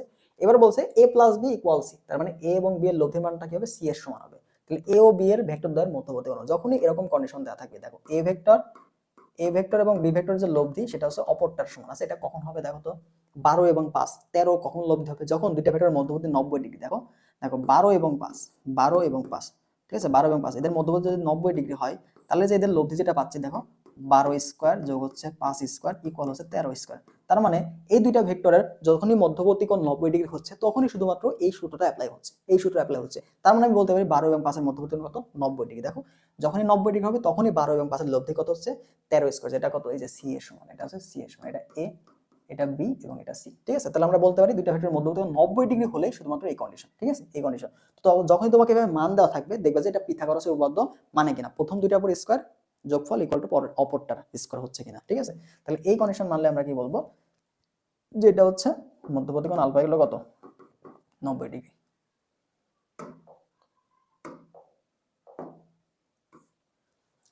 দেখো পরবর্তী প্রশ্ন, একটি 3 মানের ভেক্টরকে একটি 4 মানের ভেক্টরের সাথে যোগ করলে লব্ধি ভেক্টরের মান নিচের কোনটি হবে না। তাহলে একটা দুইটা ভেক্টর এখানে দেওয়া আছে, একটা আছে 3 মান এবং একটা 4 মানের ভেক্টর, ঠিক আছে। তো লব্ধির যে রেঞ্জ সেটা কি হতে পারে না, সেটা তোমার যে লব্ধির আর মিনিমাম থেকে সমান বা হচ্ছে বড় হতে হবে, ঠিক আছে, এবং আর ম্যাক্সের থেকে ছোট বা সমান হতে হবে, ঠিক আছে। আর মিনিমামটা কি, দুইটা ভেক্টরের বিয়োগফলের সমান বা হচ্ছে বড়, এবং দুইটা ভেক্টরের যোগফলের সমান বা হচ্ছে তার থেকে ছোট, এটা হচ্ছে রেঞ্জ, লব্ধির রেঞ্জ, এর বেশি হইতে পারবে না। তাহলে আমাদের কি আছে দেখো তো, এখানে 4 - 3 এটার থেকে সমান বা হচ্ছে বড় হইতে হবে, অথবা হচ্ছে 4 + 3 এটার সমান বা হচ্ছে ছোট হইতে হবে। তার মানে কি একের থেকে 7-এর মধ্যে থাকতে হবে। তাহলে 1 থেকে 7-এর মধ্যে দেখো কোনটা কোনটা আছে, 1 থেকে 7-এর মধ্যে 1 আছে, 3 আছে, 5 আছে, যা নাই কোনটা, এই যে 0, এটা কিন্তু নাই। তার মানে 0টা হবে কি আমাদের কাঙ্ক্ষিত লব্ধি হবে না, ঠিক আছে। তাহলে বলছে নিচের কোনটি হবে না, তাহলে অ্যানসার কত, এ নাম্বার, বোঝা গেল। তাহলে যখন এরকম প্রশ্ন দিবে তখন তুমি কি লিখবা, এক দুইটা বিয়োগফল বের করবা, যোগফল বের করবা। তো বিয়োগফল এবং যোগফলের মধ্যে যারা থাকবে ওরাই হবে মানে সম্ভব, ঠিক আছে, আর বাকিরা অসম্ভব। এরপরে আসো পরবর্তী প্রশ্ন চলে যায়। দেখো এখানে রাবি 24-25 আসা একটা প্রশ্ন, আপেক্ষিক বেগ থেকে আসা একটা প্রশ্ন তোমাকে দিছে, ঠিক আছে। 24-25 তোমাকে এখানে কি বলছে, একজন সাইকেল আরোহী সমতল রাস্তার উপর দিয়ে কত বেগে চললে 6 মিটার/সেকেন্ড বেগে বৃষ্টির ফোঁটা তার গায়ে 60 ডিগ্রি কোণে পড়লো, ঠিক আছে। তাহলে একটা সমতল রাস্তা, এই রাস্তার উপর দিয়ে একটা লোক চলতেছে, ঠিক আছে। সমতল আরোহীর বেগ তোমাকে বের করতে বলছে, যেখানে বৃষ্টির বেগ তোমাকে দেওয়া আছে, বৃষ্টির বেগ দেওয়া আছে vr, এটা সমান তোমাকে দেওয়া আছে। তাহলে মধ্যবর্তী কোণ কত আছে, 60 ডিগ্রি। তাহলে আমাদের এখানে সূত্র কি জানি, যে tan থিটা, এটা মনে রাখবা, বৃষ্টি ছাতা ম্যাথে, tan থিটা ইকুয়াল হচ্ছে লোকের বেগ, হ্যাঁ, লোকের বেগ ভাগ হচ্ছে বৃষ্টির বেগ, তাহলে তোমাদের এখানে কি বের করতে বলছে, লোকের বেগটা বের করতে বলছে। তাহলে অতএব লোকের বেগ ইকুয়াল হচ্ছে tan থিটা গুণন হচ্ছে বৃষ্টির বেগ। তাহলে মানগুলো বসাই দাও, tan থিটা কয় ডিগ্রি কোণ, 60 ডিগ্রি কোণ না, 60 ডিগ্রি, আর বৃষ্টির বেগ কত, এখানে 6 দেওয়া আছে, tan 60 ডিগ্রি মান কত, √3, তাহলে 6√3 হবে আমাদের উত্তর, যেটা দেওয়া আছে 3 নম্বরে। তো এইভাবে আমরা ছাতার ম্যাথ যেগুলো আছে, কত ডিগ্রি কোণে ছাতা ধরতে হবে, ঠিক আছে, বা বৃষ্টিটা কত কোণ করে পড়তেছে সেটা হচ্ছে থিটা, আর লোকের বেগ বা বৃষ্টির বেগ, এখান থেকে তোমাকে বৃষ্টির বেগও বের করতে দিতে পারে, লোকের বেগটাও বের করতে দিতে পারে, ঠিক আছে, অথবা মধ্যবর্তী কোণটাও তোমাকে বের করতে দিতে পারে, যে কোনো তিনটা জিনিস এখান থেকে তুমি সূত্র বসাই দিলে পেয়ে যাবা। এরপর দেওয়া আছে খুবই একটা গুরুত্বপূর্ণ প্রশ্ন, অভিক্ষেপ, ঠিক আছে। তো এটা মূলত ডট গুণনের কনসেপ্ট থেকে আসা একটা প্রশ্ন। তো ডট গুণ থেকে আমরা বেশ কিছু জিনিসপাতি জানি। দেখো a ডট b, হ্যাঁ, a ডট b, এটা সমান আমরা কি জানি, ab cos theta, ab cos theta. তাহলে এই যে b cos থিটা, এই b cos থিটা মানে কি বলতো, b cos এর সমান কি লেখা যায়, b cos থিটা, এটা সমান লেখা যায় উপরে ডট গুণ a ডট b, নিচে হচ্ছে a ভেক্টরের মান, ঠিক আছে। তাহলে এটা মানে হচ্ছে b এর অভিক্ষেপ, এটা মানে কি বলতো, b এর অভিক্ষেপ, ঠিক আছে, b এর অভিক্ষেপ কার উপরে, a বরাবর, তাহলে যেই বরাবর ওইটার মান হবে নিচে, যেই বরাবর ওইটার মান হবে হচ্ছে নিচের উপরে ডট কোণ। তোমাকে কি বলছে, দেখো বি এর অভিক্ষেপ নির্ণয় করো, বি এর অভিক্ষেপ না, তাহলে এর দিকে, এর উপরে বা এ বরাবর, তাহলে বি এর অভিক্ষেপ মানে কি, বি cos থিটা তোমাকে বের করতে হবে। আর যদি তোমাকে বলতো যে এ অভিক্ষেপ, তাহলে কি তুমি করতা, নিচে জাস্ট বি এর মানটা চলে আসতো, ঠিক আছে। আচ্ছা, তাহলে আমাদের বি এর অভিক্ষেপ বের করতে বলছে, তাহলে আমরা এখান থেকে বি cos থিটা বের করব। তাহলে বি cos থিটা এটা সমান কি, উপরে ডট গুণ, তাহলে ডট গুণ দেখো এ ডট বি না, তাহলে ডট গুণ করো, ডট গুণ মানে কি আয়ের সব গুণ হবে, ঠিক আছে। তাহলে এখানে আয়ের সব কত, জামানটা তুলে তোমাদের কাছে ক্লিয়ার হবে, 3i প্লাস দেখো এখানে 2j প্লাস হচ্ছে 2k ডট, এখানে বি এর মান কত আছে, 3i প্লাস হচ্ছে 2j মাইনাস k, ঠিক আছে। তাহলে এখান থেকে তুমি জাস্ট কি করবা, ডট গুণ করে দাও, নিচে কি হবে, নিচে হবে আমাদের যার উপর বা যার বরাবর তার মান, তাহলে এর মান, তাহলে এর মানটা কি হবে, রুট ওভার এর মান 1 স্কয়ার প্লাস হচ্ছে 2 স্কয়ার প্লাস হচ্ছে 2 স্কয়ার। তাহলে দেখো এখানে ম্যালগুলো বসাই দিই, তাহলে ডট গুণ কি আয়ের সব গুণ, তাহলে i 1 এখানে 3, তার মানে কত, 3 হয়ে গেল। তারপর 2 i j সব 2, এখানে j সব 2, তার মানে 3 2 দুগুণে 4, এখানে দেখো প্লাস 2, এখানে -1, তার মানে কি -2 ডিভাইড বাই 1, 4 4 কত 8, আর এখানে 9, তার মানে এখানে 3 হয়ে গেল। তাহলে তুমি করে কত পাচ্ছ, 3 8 4 7 -2 5/3। তো এটা হচ্ছে আমাদের উত্তর 5/3, যেটা দেওয়া আছে বি নাম্বারে। তো এইভাবে আমাদের অভিক্ষেপটা বের করে দিবে, ঠিক আছে। তো অনেক সময় তোমাকে যদি বলে এর অভিক্ষেপ, এর অভিক্ষেপ, তখন তুমি জাস্ট a cos থিটা বের করবা, উপরে হবে ডট গুণ, নিচে হবে কি বি ভেক্টরের মান, ঠিক আছে, বি ভেক্টরের মান। ওকে, তো এইভাবে আমাদের অভিক্ষেপ রিলেটেড প্রশ্নগুলো সলভ করতে হবে, ঠিক আছে। উপরে জাস্ট ডট গুণ করে দিবা, যেই বরাবর যার উপর সে তার মান হচ্ছে নিচে, ঠিক আছে, তার মান হচ্ছে নিচে। আচ্ছা, পরবর্তী প্রশ্ন দেখো, তোমাকে এটা খুবই গুরুত্বপূর্ণ একটা প্রশ্ন দিছে। তো এটা ডট গুণনের টাইপ প্রশ্ন। তো এখানে বলছে দেখো একটা এত নিউটন বল, তোমাকে দেখো বলছে এখানে বল প্রয়োগ করছে। তো এত নিউটন বল প্রয়োগ করার পরে একটা বস্তু -2i + 5j অবস্থান থেকে 4j + 3k অবস্থানে সরে যায়, কাজ কত? ঠিক আছে, তাহলে তোমাকে কি বলছে 4i + 3j নিউটন বল প্রয়োগ করার ফলে বস্তুটি এত অবস্থান থেকে এত সরে যায়। তাহলে আমার এখানে বল দেওয়া আছে, F দেওয়া আছে, আর এখানে প্রাইমারি অবস্থান কি ছিল R1 এবং শেষ অবস্থান কত R2। তাহলে অবস্থানে সরে যায়, তাহলে কাজ কত? কাজ মানে কি আমরা বলতো, কাজ W = F ডট হচ্ছে আর, আরটা কি সরণ, এখানে সরণটা বের করতে হবে। তাহলে বস্তুটাকে R1 থেকে R2 তে গেছে, তাহলে সরণ কত হবে বলতো, সরণ আর এটা সমান আমরা জানি শেষ অবস্থান মাইনাস হচ্ছে আদি অবস্থান, ঠিক আছে, শেষ অবস্থান মাইনাস আদি অবস্থান ইকুয়াল কত, সরণ। তাহলে এখানে বিয়োগ করে দাও, R2 কত দেওয়া আছে এখানে, R2 দেওয়া আছে তোমার হচ্ছে 4j, হ্যাঁ 4j + 3k, 4j + 3k minus R1 কত দেওয়া আছে 4i + 3j, 4i + 3j। তাহলে দেখো এখানে i আছে, i নাই, তাহলে এখানে -4, তার মানে এখানে -4i লিখতে পারি। এবার j, এখানে j আছে, এখানে -3j, যেহেতু মাইনাস চিহ্ন আছে তাহলে তুমি এখানে +j পাবা, ঠিক আছে। এরপরে দেখো +3k, এখানে কিন্তু k নাই, তাহলে এখানে আমি জাস্ট +3k লিখতে পারি। ওকে, তো এটা গেল আমাদের অবস্থান ভেক্টর। তো জাস্ট মানগুলো বসে দাও, 4 আমাদের f এর মান কত দেওয়া আছে এখানে 4i + হচ্ছে 3j ডট -4i + j + হচ্ছে 3k। তাহলে ডট গুণের নিয়ম কি, যার যার সহগ তার সাথে গুণ করতে হবে, i এর সহগ গুণ, তাহলে মাইনাস মাইনাসে 16, ঠিক আছে, -16। এরপর দেখো এখানে 3j, এখানে হচ্ছে শুধু 1 আছে, তার মানে কি 3 × 1 মানে কত, +3 হয়ে গেল। তাহলে কি হচ্ছে মাইনাস, সেখানে কিছু একটা ভুল গেল নাকি, এখানে 4i, এখানে 4j, আচ্ছা এখানে আমি তুলতে ভুল করছি, সরি।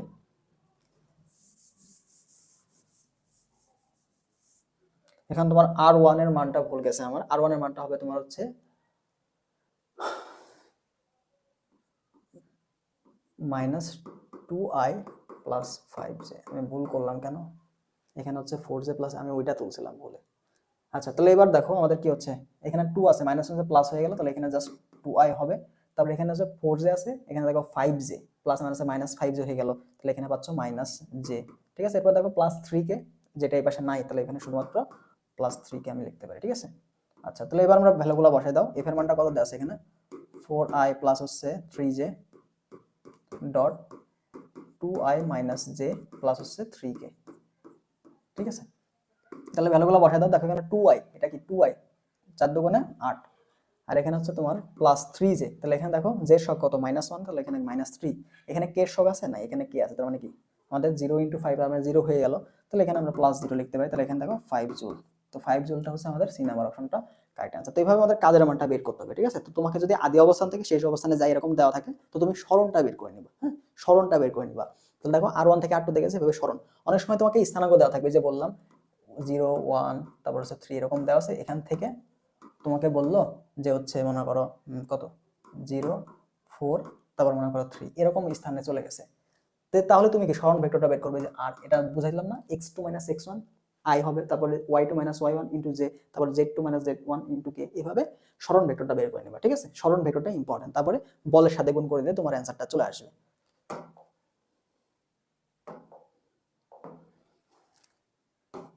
আচ্ছা, পরবর্তী প্রশ্ন চলে দেখো, এখানে বলছে i + j এবং i এর মধ্যবর্তী কোণ কত, দুইটা ভেক্টর দেওয়া আছে না, i + j,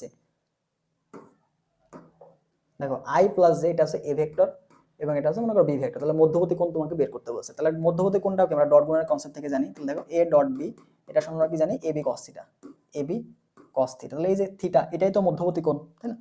তাহলে এখানে থিটা এটা সমান আমি কি লিখতে পারি, cos ইনভার্স, উপরে হবে ডট গুণ, উপরে হবে দুইটা ভেক্টরের ডট গুণ এবং নিচে হবে এদের মান, নিচে হবে এদের মান, ঠিক আছে। তাহলে মানগুলো বসায় দাও, তাহলে দেখো cos inverse 1 into a dot b, dot মানে কি i এর সহগ গুণ করবা। তাহলে দেখো এখানে i এর সহগ কত 1, এখানে i এর সহগ 1, তার মানে উপরে হবে কত 1।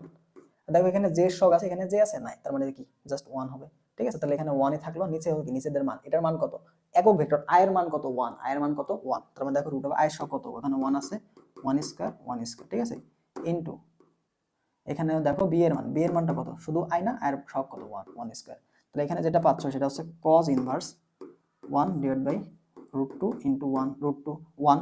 তাহলে দেখো এখানে কত আসলো, cos ইনভার্স 1 বাই √2, যার মান কত 45 ডিগ্রি।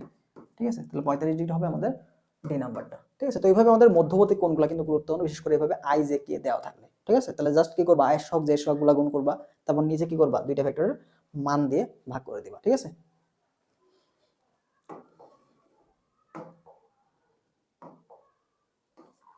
আচ্ছা চলো এবার পরবর্তী প্রশ্ন দেখো। এখানে খুবই ইম্পর্টেন্ট একটা প্রশ্ন, জাবিতে আসছে 23-24-এ এই টাইপের প্রশ্ন রাবিতে আবার আসছিল। ঠিক আছে, এর আগে রাবিতেও আসছিল।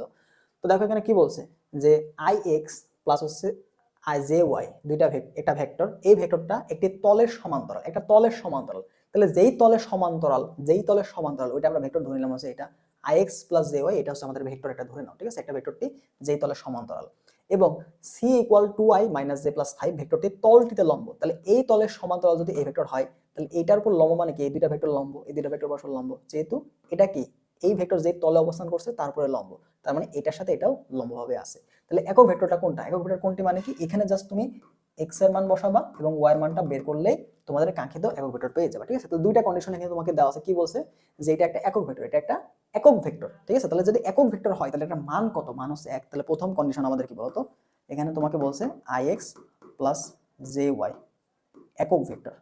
ঠিক আছে, একক ভেক্টর। তাহলে একক ভেক্টর যদি হয় তাহলে এদের মান কত হবে বলতো, এদের মান হবে হচ্ছে 1। তার মানে কি বলতো, এখানে রুট ওভার আই এর সহগ কত, X square plus Y square, এটা সমান সমান কত 1। ঠিক আছে, তাহলে ওয়াইকে স্কয়ার করে দিয়ে দেখো কি পাচ্ছি, X square plus Y square equal to কত 1। তো এখান থেকে যে ভ্যালুটা তুমি পাচ্ছ এটা এরকমই রেখে দাও, এরকমই রেখে দাও, আমরা পরবর্তীতে একটা মান আমরা বসাবো এখানে। ঠিক আছে, আচ্ছা এটা গেল। এরপর আমাদের দ্বিতীয় যে কন্ডিশন সেটা তোমাকে বলছে কি, দেখো তো এই ভেক্টর এর ভেক্টর কি পরস্পর লম্ব, এই ভেক্টর এর ভেক্টর পরস্পর লম্ব। ঠিক আছে, তাহলে লম্ব যদি হয় তাহলে দেখো লম্ব হলে পরবর্তী কন্ডিশন কি বলছে, লম্ব। তাহলে লম্ব হলে আমরা কি বলতে পারি, দুইটা ভেক্টরের ডট গুণ কত, 90 ডিগ্রি, ডট গুণ কত 0 হবে না। তাহলে এখানে তোমার 2i মাইনাস জে প্লাস হচ্ছে 5k dot I X plus হচ্ছে জে ওয়াই, এটা সমান কত 0। তাহলে দেখো এখান থেকে আমরা আয়ের সহগ জের সহগ এগুলো গুণ করবো। তাহলে দেখো আয়ের সহগ কত 2, এখানে কত 2x হলো। ঠিক আছে, এখানে 2x হলো, এখানে মাইনাস জে, আর এখানে কত মাইনাস ওয়াই প্লাস ওয়াই, তার মানে এখানে কি পেলাম, এখানে শুধুমাত্র ওয়াই পেলাম, ইকুয়াল কত 0। ঠিক আছে, ইকুয়াল হচ্ছে 0। তাহলে এখান থেকে দেখো আমরা কি পাচ্ছি যে 2x এটা সমান সমান কত y, অথবা x সমান সমান কত y/2 বা y সমান সমান এটা তুমি বসাইতে পারো। ঠিক আছে, তো এটা হচ্ছে বিষয়। তো x এর মান পাইলা কত y/2, x এর মান পাইলে y/2, অথবা তুমি x এর মান y/2 বসাইলা। তাহলে এখানে দেখো জাস্ট তুমি কি করবা, এখানে তোমার কিছুই করার নাই, এরকম ভাবে দেখো আমাদের মানটা কত পাইছি ix প্লাস জে ওয়াই না, ix প্লাস জে ওয়াই। তো এখানে আমাদের x এর মান এবং y এর মানটা জাস্ট আমাদের বসাইতে হবে। ঠিক আছে, x এর মান এবং y এর মানটা আমাদের বসাইতে হবে। তো এখান থেকে দেখো আমরা যদি মানগুলো বসাই দিই, এক্স স্কোয়ার প্লাস এখানে ওয়াই স্কোয়ার মানটা কত পাচ্ছি, ওয়াই স্কোয়ার সমান সমান দেখো 4x 2x, তাই না। তাহলে এখানে দেখো 4x স্কোয়ার হয়ে গেল ইকুয়াল কত 1।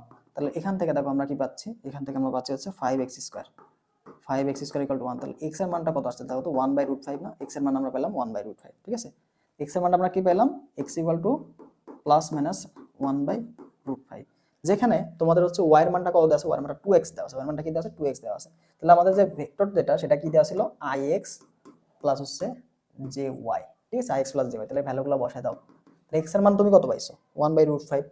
দেখো আই এখানে অবশ্যই প্লাস মাইনাস হবে, প্লাস মাইনাস 1/√5, তার মানে এখানে তুমি √5 লিখলা। প্লাস জে এর মানটা কত, এখানে ওয়াই এর মানটা কত, ওয়াই এর মানটা হচ্ছে দেখো ওয়াই সমান 2x, তার মানে 2 সামনে চলে আসবে। তাহলে দেখো 2j, এখানেও প্লাস মাইনাস হবে ডিভাইড বাই এই যে √5। ঠিক আছে, তাহলে তুমি এখানে কি করলা, √5 কমন নিয়ে নিবা বা প্লাস মাইনাস সামনে নিয়ে আসলা। তাহলে এখানে কি আসতেছে, এখানে কি আসতেছে i plus 2j divide by √5। তো এটাই কিন্তু আমাদের কাঙ্ক্ষিত যে একক ভেক্টর। ঠিক আছে, তাহলে এখানে দুইটা কন্ডিশন তোমাকে দেওয়া থাকে, এটা প্রশ্ন তোমাকে বলবে যে এটা একটা একক ভেক্টর বের করো। তাহলে একক ভেক্টর লম্ব দিকে একক ভেক্টর, হ্যাঁ একক ভেক্টর। তাহলে এটা একটা একক ভেক্টর, তো একক ভেক্টর হলে এটা মান কত হবে 1। পরবর্তীতে বলছে এটা যেই তলে অবস্থান করছে ওই তলের উপরে এই ভেক্টর লম্ব, তার মানে এটার সাথেও এই ভেক্টর লম্ব হবে। লম্ব হলে কি ডট গুণ ইকুয়াল 0 হবে। তো এখান থেকে তুমি x y এর মানটা সম্পর্কটা বের করতে পারবা যে 2x = y এবং x = y/2। তাহলে এখান থেকে জাস্ট প্রথম কন্ডিশনে তুমি x এর মানটা বসাই দিলে তুমি x এর এক্সাক্ট মানটা পেয়ে যাবে যে x = +-1/√5। এরপরে আমাদের যে ভেক্টরটা পাইছিলাম ix + jy, এখানে x এর মান বসাও y এর মান বসাও, তাহলে তোমার কাঙ্ক্ষিত মানটা চলে আসবে। ঠিক আছে, তো এটা आंसर কত, এই নাম্বারটা। তো এইভাবে তোমার কিন্তু প্রশ্ন দেয়। দেখো এরপরে আমাদের যে প্রশ্ন দেওয়া আছে, কোন একটা পদার্থের যে আয়তন দেওয়া আছে ভি, ঠিক আছে, আয়তন দেওয়া আছে কি ভি। তো এই ভি যদি দেওয়া থাকে তাহলে এটা নেবলা ডট ভি, তাহলে এটা ডাইভারজেন্স দ্বারা বোঝাচ্ছে, এটা কি ডাইভারজেন্স, ঠিক আছে, ডাইভারজেন্স হবে। তো ডাইভারজেন্স যদি ধনাত্মক হয়, তাহলে আমরা কি পাবো? তো এই যে ডাইভারজেন্স, হ্যাঁ, কোন একটা ভেক্টরের যে ডাইভারজেন্স এটা যদি প্লাস হয় তার মানে তোমার আয়তন বাড়ে, কি বাড়বে? আয়তন বাড়ে, ঠিক আছে। এরপরে নেবলা ডট ভি এটা যদি নেগেটিভ হয় তাহলে কি হবে? আয়তন কমে, আয়তন কমে, ঠিক আছে। এরপরে তোমার যদি নেবলা ডট ভি এটার সমান যদি আবার কি হয়ে যায় বলো তো, এটার সমান যদি জিরো হয়ে যায়, এটার সমান জিরো হয়ে যায়, তাহলে জিরো হয়ে যায়, এটা কি হবে? সলিনয়েডাল হয়ে যায়, এটা কি হয়ে যায়? সলিনয়েডাল হয়ে যায়, ঠিক আছে। আচ্ছা, তো এখানে ধনাত্মক যেহেতু বলছে তাহলে কি বলতো, আয়তন বৃদ্ধি পাবে। আর আয়তন রো, আমরা ঘনত্ব মানে কি বলতো, এম বাই ভি না, এম বাই ভি, তাহলে rho proportional to 1 by V. তাহলে আয়তন যদি বৃদ্ধি পায় তাহলে ঘনত্ব কি অবশ্যই কমে যাবে। অ্যান্সারটা কি হবে? বি নাম্বার অপশন, ঠিক আছে। তাহলে ঘনত্ব বৃদ্ধি পাবে, সরি ঘনত্ব কমে যাবে এবং আয়তনটা কি হবে? বৃদ্ধি পাবে যদি ডাইভারজেন্সের মানটা পজিটিভ হয়, ঠিক আছে।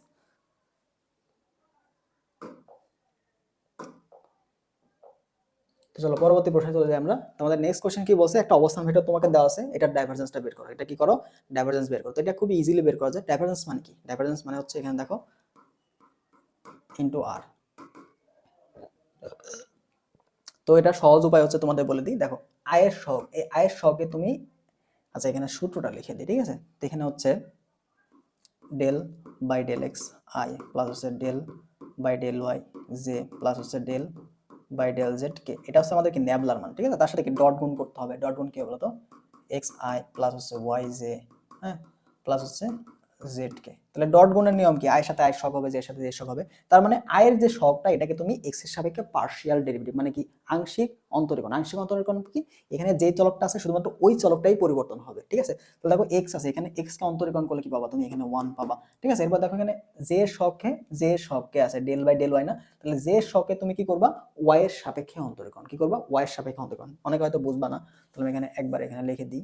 তাহলে দেখো ডেল বাই হচ্ছে del X into X plus del by del Y into Y plus হচ্ছে del by del Z into Z. তাহলে এটাকে কি হচ্ছে? ওয়ান হচ্ছে প্লাস ওয়ান, দেখো তাই না, অন্তরীকরণ করতে 1 1 চলে আসে, তাহলে এটা অ্যান্সার কত? 3। তো তোমাকে যদি জাস্ট বলে অবস্থান ভেক্টর, ঠিক আছে, অনেক সময় তোমাকে জাস্ট অবস্থান ভেক্টর বলে দিবে, R equal X I plus Y J plus Z K, এটা সমান তোমাকে উল্লেখ করবে না। তাহলে যদি শুধুমাত্র অবস্থান ভেক্টরও বলে, সেই ক্ষেত্রেও আর ইকুয়াল কত হবে? X I plus Y J plus Z K, এটা ধরে নিবা। তার মানে অবস্থান ভেক্টর ডাইভারজেন্স কত হয়? 3 হয়। অবস্থান ভেক্টর ডাইভারজেন্স কত হয়? 3 হয়। তাহলে এর অ্যান্সার হবে 3। তো এইভাবে জাস্ট তুমি এক্স এর আয়ের সহগকে del X by del X দিয়ে ভাগ করবা, অন্তর্গণ করবা, যে সবকে ডেল বাই ডেল ওয়াই দিয়ে করবা, এবং কে সবকে ডেল বাই ডেল জেড দিয়ে করবা, ঠিক আছে, করে সবগুলো যোগ করে দিবা, তাহলে অ্যান্সার চলে আসবে। এত বড় সূত্র তোমার করতে হবে না পরীক্ষা খাতায়, ঠিক আছে, জাস্ট তুমি অন্তর্গণ করে মানটা বসাবা। এবার দেখো একটা ভেক্টর যদি এফ অঘূর্ণনশীল, অঘূর্ণনশীল মানে কি, যেটা কি বলতো, এটার কার্ল হইতে হবে 0, এটা কি হবে? কার্ল হইতে হবে 0, ঠিক আছে। তাহলে কার্ল 0 কই আছে দেখো তো, এই যে নেবলা ক্রস এফ এটা ইকুয়াল 0, ঠিক আছে, কি হবে?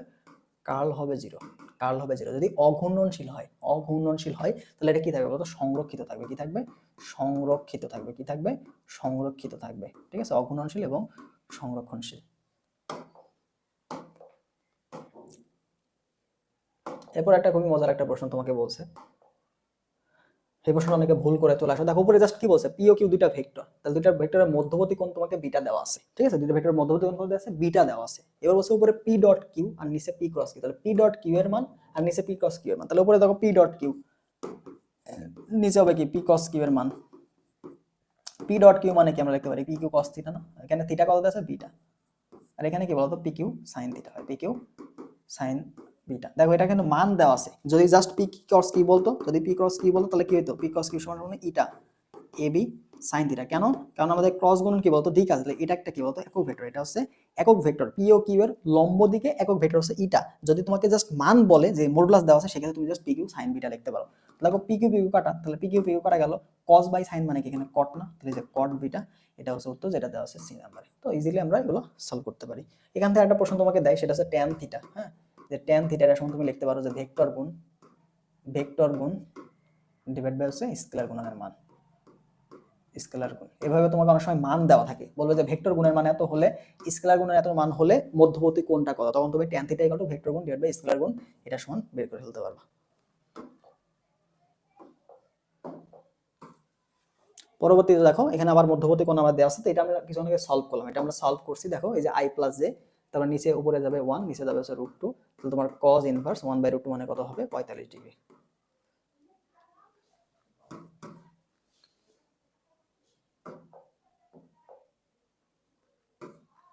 পরবর্তী নেক্সট আমাকে বলছে এই যে সুন্দর একটা প্রশ্ন, সলিনয়েডাল, ঠিক আছে, সলিনয়েডাল।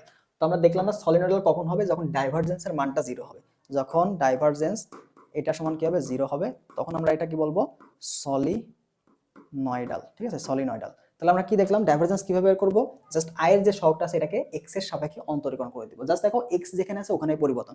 দেখো তো বাকিগুলো কি ধরবো, বাকিগুলো কি ধ্রুবক, x বাদে যদি অন্য কিছু থাকে সেগুলো হচ্ছে ধ্রুবক।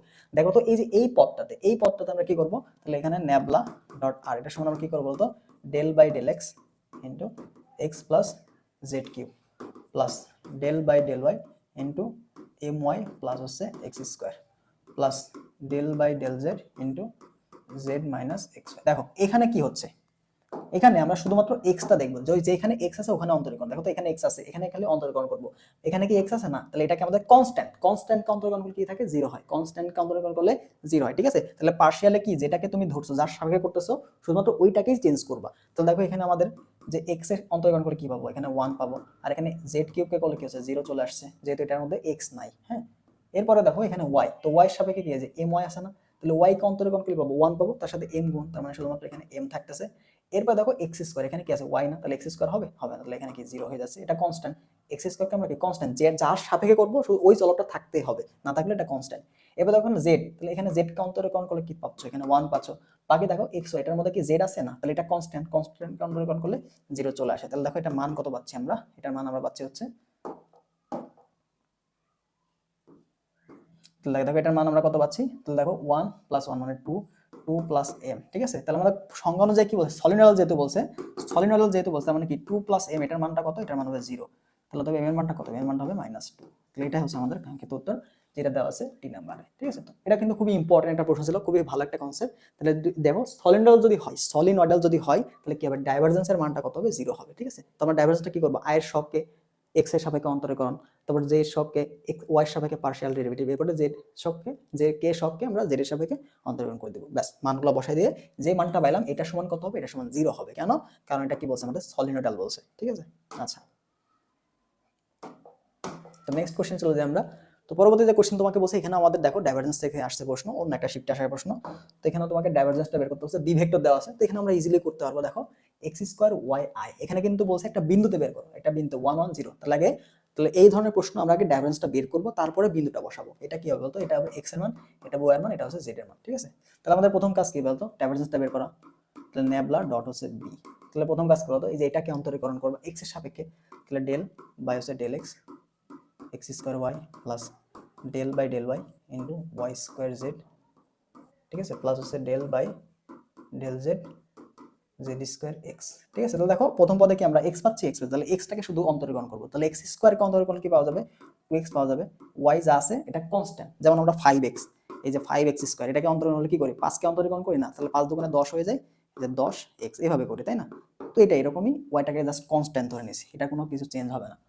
তাহলে দেখো 2xy হলো plus del by del y, তাহলে এটাকে দেখো y স্কয়ার কে চেঞ্জ হবে, তার মানে 2yz প্লাস এখানে দেখো ডেল z আছে, এখানে z স্কয়ার, এখানেও কি 2zx। তাহলে এবার বিন্দুটা বসাও, তাহলে বিন্দুটা কত 1, 1, 0 বিন্দুতে, তাহলে যেখানে z আছে এখানে কি হয়ে যাবে 0 হয়ে যাবে। দেখো z এর মান কত 0, তাহলে z কোথায় কোথায় আছে, এখানে z আছে, এখানে এটা আগে 0, তাহলে আমি জাস্ট ভ্যালু বসাবো কি 2 × 1 × 1, তার মানে 2 কে 2 হবে উত্তর, যেটা দেওয়া আছে এই নম্বরে, ঠিক আছে। তো এইভাবে আমরা কোন একটা বিন্দুতে কিভাবে ডাইভারজেন্স বের করতে হয় বা নরমালি ডাইভারজেন্স কিভাবে বের করতে হয় এটা কিন্তু আমরা শিখে গেলাম, ঠিক আছে। আচ্ছা, চলো পরবর্তী প্রশ্নে চলে যাই আমরা, নেক্সট কোশ্চেনে বলছে দেখো দুইটা ভেক্টর তোমাকে দেওয়া আছে, বলছে দুইটা ভেক্টর যদি পরস্পর লম্ব হয়, আচ্ছা লম্ব হওয়ার শর্ত কি, যদি ডট গুণ 0 হয় তাহলে তো লম্ব হবে, তাই না। তাহলে দুইটা ভেক্টর লম্ব হলে আমরা ডট গুণ 0 লিখতে পারি। তাহলে এখানে জাস্ট সুন্দর মতো আমরা কি করব বলতো, এখানে জাস্ট লিখবো a dot b equal 0, a dot b এটা সমান সমান কত 0। তাহলে ডট গুণ মানে কি আয়ের সহগ গুণ j সহগ k সহগ। তাহলে দেখো এখানে হচ্ছে আয়ের সহগ কত 2, এখানে -2, তার মানে কত পাচ্ছি -4, এখানে দেখো আলফা, এখানে হচ্ছে 1, তার মানে কি প্লাস আলফা, ঠিক আছে। এরপর দেখো j সহগ k সহগ কত 1, এখানে k সহগ -2, তার মানে -2 ইকুয়াল কত 0। তাহলে এখানে অ্যানসার করলে কত হচ্ছে দেখো আলফা -4 -2 তার মানে কত -6, তাহলে আলফা -6 ইকুয়াল 0, অতএব আলফা ইকুয়াল কত হচ্ছে 6। এটা হচ্ছে আমাদের উত্তর যেটা দেওয়া আছে সি নাম্বার। ঠিক আছে, তো এইভাবে আমরা ইজিলি লম্ব হলে কিভাবে অজানা রাশির মানটা বের করতে হয় সহজে পারবো। ঠিক আছে, আচ্ছা তারপর দেখো যদি দুইটা সমান ভেক্টরের লব্ধি যে কোনো একটি সমান হয় তবে ভেক্টরদের মধ্যবর্তী কোণ কত। এটাও কিন্তু সেম, ওই যে বলছিলাম পি ইকুয়াল টু কিউ, দুইটা ভেক্টর সমান এবং এদের লব্ধিও যে কোনো একটা সমান, তখন কি মধ্যবর্তী কোণ কত হয়ে যাবে 120 ডিগ্রি, যেটা দেওয়া আছে এই নাম্বারে। দেখো প্রশ্নটা কিন্তু ঘুরাই আসতে পারে, তোমাকে হয় ভেক্টর বের করতে দিবে অনেক সময়, আবার অনেক সময় মধ্যবর্তী কোণটাও বের করতে দিবে। ঠিক আছে, পরবর্তী প্রশ্নে আসো। তিনটা ভেক্টর তোমাকে দেওয়া আছে, এরকম ভেক্টর দেওয়া আছে তিনটা, এ বি এবং সি। তো দ্বারা বেষ্টিত আয়তাকার ঘনবস্তুর আয়তন তোমাকে বের করতে হবে। নরমালি যে ঘনবস্তুর আয়তনের যে সূত্র সেটা হচ্ছে, দেখো ঘনবস্তুর নরমালি যে আয়তনের সূত্র সেটা কিভাবে বের করতে হয়, সেটা তুমি আয়তন এটা সমান যে কোনো দুইটার ক্রস গুণন বাকিটার সাথে ডট। ঠিক আছে, বাকিটার সাথে ডট, এ ক্রস বি ডট সি। তো আমরা নরমাল যেহেতু স্থানাঙ্ক দেওয়া আছে, তাহলে এখানে সুন্দর মতো জাস্ট এটার সমান আমরা নির্ণয় একটা বের করলে হয়ে যাবে 1 1 2 2 1 3, এবারে তোমাকে দেওয়া আছে কত 3 4 1। ঠিক আছে, জাস্ট এভাবে নির্ণয় একটা বের করলেই তুমি আয়তনটা বের করতে পারবা। চলো আমরা নির্ণয় বের করি। তাহলে একের সাপেক্ষে প্রথম সারির সাপেক্ষে যদি আমরা নির্ণয় করি, তাহলে 1 সাপেক্ষে নিলাম, তাহলে সারি কলাম বাদ, তাহলে দেখো 1 1 1 -12। ঠিক আছে, -12, এখানে মাইনাস হবে -1 যদি নেই, তাহলে দেখো এটা সারি কলাম বাদ, তাহলে 2 1 কে 2 2 1 কে 2 -9। ঠিক আছে, প্লাস এখানে 2 হবে, তাহলে 2 এর সাপেক্ষে হলো 2 এর সারি কলাম বাদ, তাহলে দেখো 2 4 দোকানে 8 মাইনাস হচ্ছে 3 1 কে 3, তাহলে এটা ভ্যালুটা বের করে ফেলো। দেখো -12 থেকে 1 বাদ দাও, তাহলে কত -11 হচ্ছে, তাহলে এখানে -11। এখানে দেখো 2 -9 মানে কত -7, সামনে একটা মাইনাস আছে, তাহলে কি +7 হয়ে গেল। এবার দেখো +2 8 -3 মানে কত 5, 5 দুগুণে কত 10 হয়ে গেল, 5 দুগুণে 10 হয়ে গেল। ঠিক আছে, তাহলে এখান থেকে আমরা ভ্যালুগুলো বের করব। তাহলে দেখো এখানে কত পাচ্ছি আমরা, আলটিমেটলি 6 চলে আসছে অ্যান্সার। ঠিক আছে, তাহলে এখানে কত আমাদের 6 হচ্ছে আমাদের কাঙ্ক্ষিত আয়তন। ঠিক আছে, তো এইভাবে আমরা, যদি তোমাকে স্থানাঙ্ক দেওয়া থাকে তাহলে তুমি জাস্ট নির্ণয়টা বের করবা, তাহলে তুমি কিন্তু ঘনমাত্রা আয়তনটা বের পাবে। আর নরমাল যদি এরকম দেওয়া থাকে সূত্র, তাহলে কি করবা, যে কোনো দুইটার ক্রস তার সাথে অপরটার ডট, তাহলে এটা কি পাবো, এটাই হচ্ছে আমাদের আয়তন, এটাই হচ্ছে আমাদের আয়তন।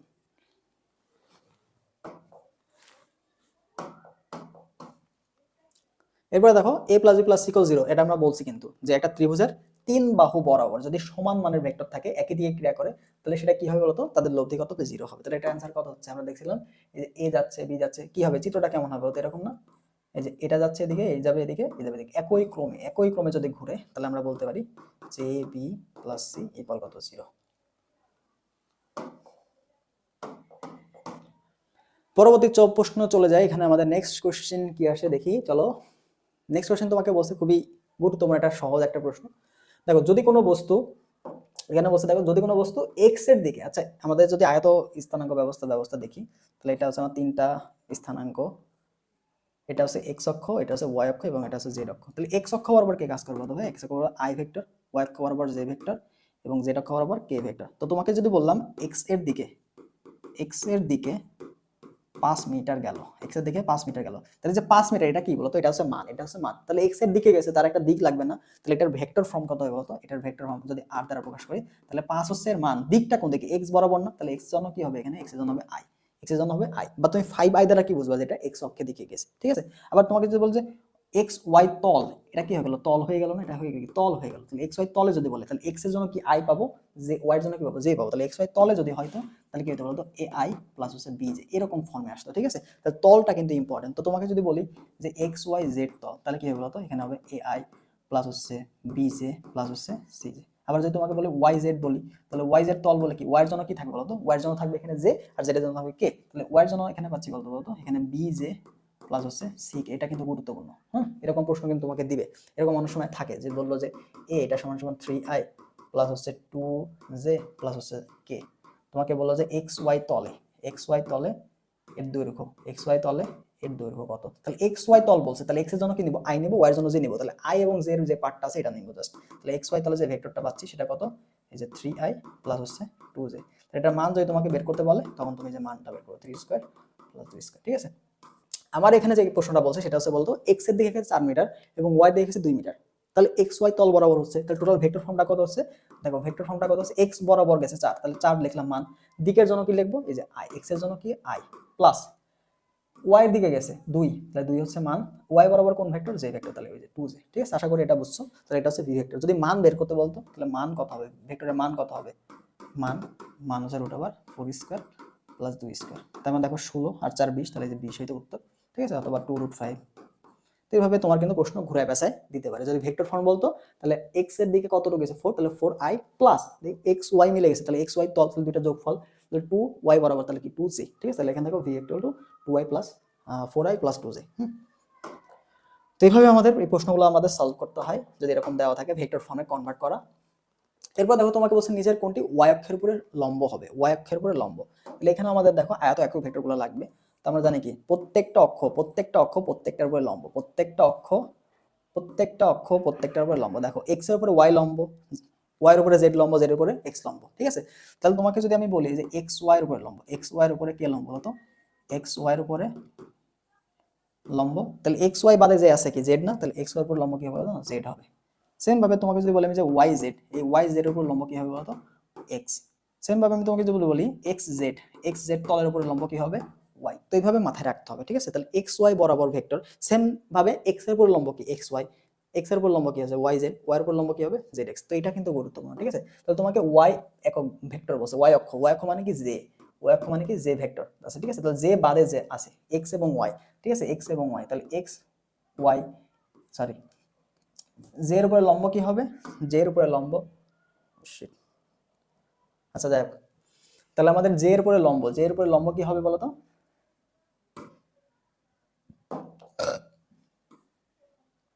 আচ্ছা এখানে চলে আসছে। তাহলে দেখো আমাদের y অক্ষের উপর লম্ব চলে আসছে যে, তাহলে এখানে আমাদের y এর উপর লম্ব বলছে, তাহলে y এর উপর লম্ব হবে কি x অক্ষ এবং y অক্ষ, তাহলে শুধুমাত্র i ভেক্টর অথবা আমাদের j vector, z i vector এবং k ভেক্টর, হ্যাঁ i ভেক্টর এবং k ভেক্টর, i ভেক্টর এবং হচ্ছে k ভেক্টর, এই দুইটা হবে আমাদের j এর উপরে লম্ব। বোঝা গেল, j এর উপরে লম্ব যেটা অনুপস্থিত থাকে সেটাই হচ্ছে লম্ব। তাহলে দেখো আমরা ক্রস গুণের নিয়ম থেকে আমরা বেশ কিছু জিনিস মনে রাখতে হবে। কি মনে রাখবো, i, তারপর হচ্ছে j, তারপর হচ্ছে কে, কে থেকে আই, তাহলে যে কোনো দুইটা ক্রস, দেখো যার দিকে ক্রস গেছে দেখো 30 চিহ্ন কোন গেছে, আই এবং জে না, তাহলে আই ক্রস জে যদি করো তাহলে অপরটা পাবা, সেটা কি কে পাবা। ঠিক আছে, কে পাবা। এবার দেখো জে ক্রস কে, জে ক্রস কে, তাহলে জে ক্রস কে যদি করি তাহলে মান পাবো কি, অপরটার মান পাবো। সেম ভাবে K cross I, K cross I, এটা সমান কি পাবো, এটা সমান পাবো হচ্ছে আমাদের এই যে পরেরটা। ঠিক আছে, এবার যদি এটার অবস্থানটা চেঞ্জ হয়ে যায়, মনে করো যেটাকে পিছিয়ে আসে সামনে নিয়ে চলে আসলাম, তাহলে এটা কি হলো, J cross K, J cross I হলো না, তাহলে এই অবস্থানের জন্য এটা কি চলে আসবে, মাইনাস চলে আসবে, এটা কি আসবে, মাইনাস আসবে। ঠিক আছে, কারণ এই শর্তটা কি বিনিময় সূত্র মানে না, ক্রস গুণন বিনিময় সূত্র মানবে না। সেম ভাবে এখানে যদি কে ক্রস জে চলে আসে, কে ক্রস জে চলে আসে, তখন কি হবে বলতো, এখানে চলে আসবে মাইনাস আই।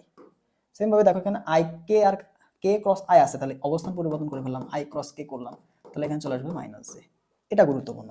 তো এখান থেকে আমরা দেখো I cross J, I cross J, তো আই ক্রস এর সমান কি পাইছে, কে না, তাহলে এখানে দেখো কে ক্রস আই, তো কে ক্রস আই মানে কি বলতো, অবশ্যই জে হবে। কে ক্রস আই মানে কি, কে ক্রস আই মানে জে, তাহলে এখানে জে পাইলাম, তাহলে এটা কি বলতো, এটা সমান্তরাল, এটা হচ্ছে সমান্তরাল, এটা কি জে এর সমান্তরাল, এ নাম্বারটা আমার উত্তর না।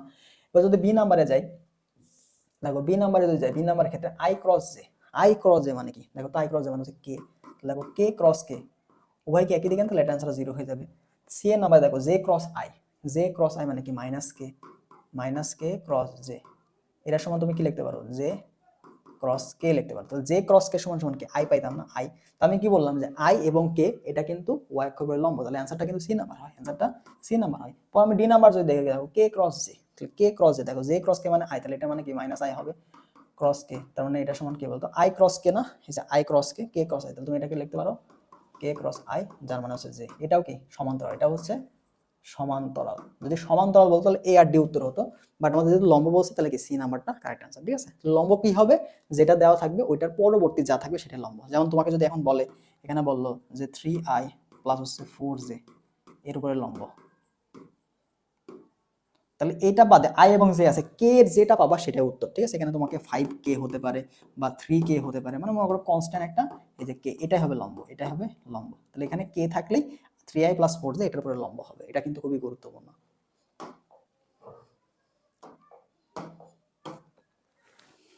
এবার দেখো পরবর্তী দেখো বলছে কি, ঘন্টায় 40 কিলোমিটার বেগে পূর্ব দিকে চলমান একটি গাড়ির চালক 40√3 কিলোমিটার এই বেগে একটি ট্রাকে উত্তর দিকে চলতে দেখলো। দেখো কোন দিকে চলো দেখছে, চলতে দেখলো, ঠিক আছে, চলতে দেখলো। এই যে চলতে দেখলো এটা মূলত আপেক্ষিক বেগ দেওয়া আছে। কি দেওয়া আছে? আপেক্ষিক বেগ দেওয়া আছে। তাহলে আপেক্ষিক বেগ কত দেওয়া আছে? ঘন্টায় 40 কিলোমিটার বেগে পূর্ব দিকে চলমান একটি গাড়ি চালক। তো এটা হচ্ছে গাড়ির চালকের বেগ। হ্যাঁ, এটা গাড়ি চালকের বেগ। আর এটা হচ্ছে গাড়ির চালক দেখলো ট্রাককে উত্তর দিকে যাইতে। ঠিক আছে, তাহলে ট্রাকটির প্রকৃত বেগ কত? ট্রাকটির প্রকৃত বেগ কত? তাহলে এখানে লব্ধিটা কি হবে? তো এই দুইটা লব্ধিটাই মূলত ট্রাকটির বেগ হবে। তার মানে আমি যদি এখন দেখি উত্তর পূর্ব দিক যদি এখানে হিসাব করি, দেখো এখানে মনে করো উপরে হচ্ছে পূর্ব, হ্যাঁ উপরে পূর্ব, এটা হচ্ছে পশ্চিম, তো এটা মনে করো উত্তর, এটা হচ্ছে দক্ষিণ। আচ্ছা, তাহলে পূর্ব দিকে চলমান একটা গাড়ির চালক, তাহলে এদিকে যাচ্ছে পূর্ব বেগে। ঠিক আছে, এদিকে পূর্ব বেগে ভি কার, তো এদিকে মনে করো ভি কারের বেগ কত? 40 কিলোমিটার পার আওয়ার। এখন ও দেখলো যে একটি গাড়ি চালক ঘন্টায় এত কিলোমিটার বেগে উত্তর দিকে যাচ্ছে। উত্তর দিকে যাইতে দেখলো, কি দেখলো? উত্তর দিকে যাইতে দেখলো ট্রাকের বেগ। তাহলে এটা কিন্তু আলটিমেটলি তোমার হচ্ছে কার সাপেক্ষে? গাড়ির সাপেক্ষে ট্রাকের বেগ, গাড়ির সাপেক্ষে ট্রাকের বেগ, ভিটিসি। ভিটিসি কার সাপেক্ষে? গাড়ির সাপেক্ষে। ঠিক আছে, ট্রাকের বেগ কত? দ্যাটস 40√3। ঠিক আছে, তাহলে এখন ট্রাকটির প্রকৃত বেগ কত তোমাকে ফাইন্ড আউট করতে হবে। দেখো এই দুটো পরস্পর কি লম্ব না? এই দুটো পরস্পর লম্ব না? তাহলে লব্ধির দিকটাই কি হবে বলতো? আলটিমেটলি ট্রাকের যে বেগটা সেটা, ট্রাকের যে বেগটা সেটা। তো এটা আমি আরেকভাবে লিখতে পারি, দেখো যে ভি ক্রস ভিটিসি, এটা তোমরা কি বোঝায়? দেখো কারের সাপেক্ষে ট্রাকের বেগ, তার মানে এটা কি লেখা যায়? ভি ভিসি মাইনাস হচ্ছে, আচ্ছা এটা এরকম না, আপেক্ষিক বেগ। হ্যাঁ, আপেক্ষিক বেগ তোমাকে দেওয়া আছে। দেখলো, চলতে দেখলো, মনে হলো, এই ধরনের প্রশ্ন কি আপেক্ষিক বেগ তোমাকে দেওয়া আছে। তাহলে এখান থেকে আমি লিখতে পারি, দেখো ভিটি মাইনাস হচ্ছে ভিসি। তাহলে এখান থেকে দেখো ভিটি এটা সমান কত আসে? এটা সমান হচ্ছে ভিটিসি প্লাস হচ্ছে ভিসি। তাহলে এই যে ভিটিটা কি হবে? ভিটিসি এবং সি এর কি লব্ধি, অর্থাৎ আপেক্ষিক বেগ এবং কারের যে বেগটা সেটা লব্ধি আলটিমেট এটা। তাহলে মধ্যবর্তী কোণ কত? 90 ডিগ্রি না? লব্ধিটা কি হবে বলতো? ভিটি, ভিটি এটা সমান কি হচ্ছে? Root over VTC square plus হচ্ছে ভিসি স্কয়ার। তাহলে ভ্যালুগুলো বসায় দাও। তাহলে ভিটি স্কয়ার কত? রুট ওভার 40√3 এটার উপর স্কয়ার যোগ হচ্ছে 40 স্কয়ার। এটা ক্যালকুলেশন করলে আমরা আলটিমেটলি মানটা পেয়ে যাব। তাহলে দেখো রুট করলে কত থাকে এখানে? এখান থেকে 40 উপর স্কয়ার, তার মানে 40। আচ্ছা, এখন তোমার বড় সড় একটা মান চলে আসে।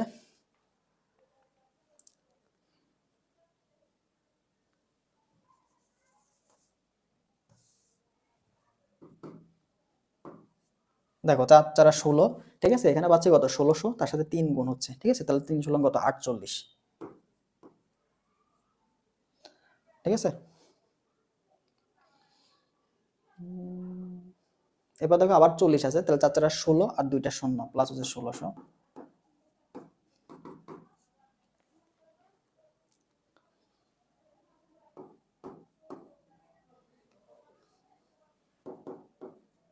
তাহলে এটা সমান তোমার চলে আসে হচ্ছে 80।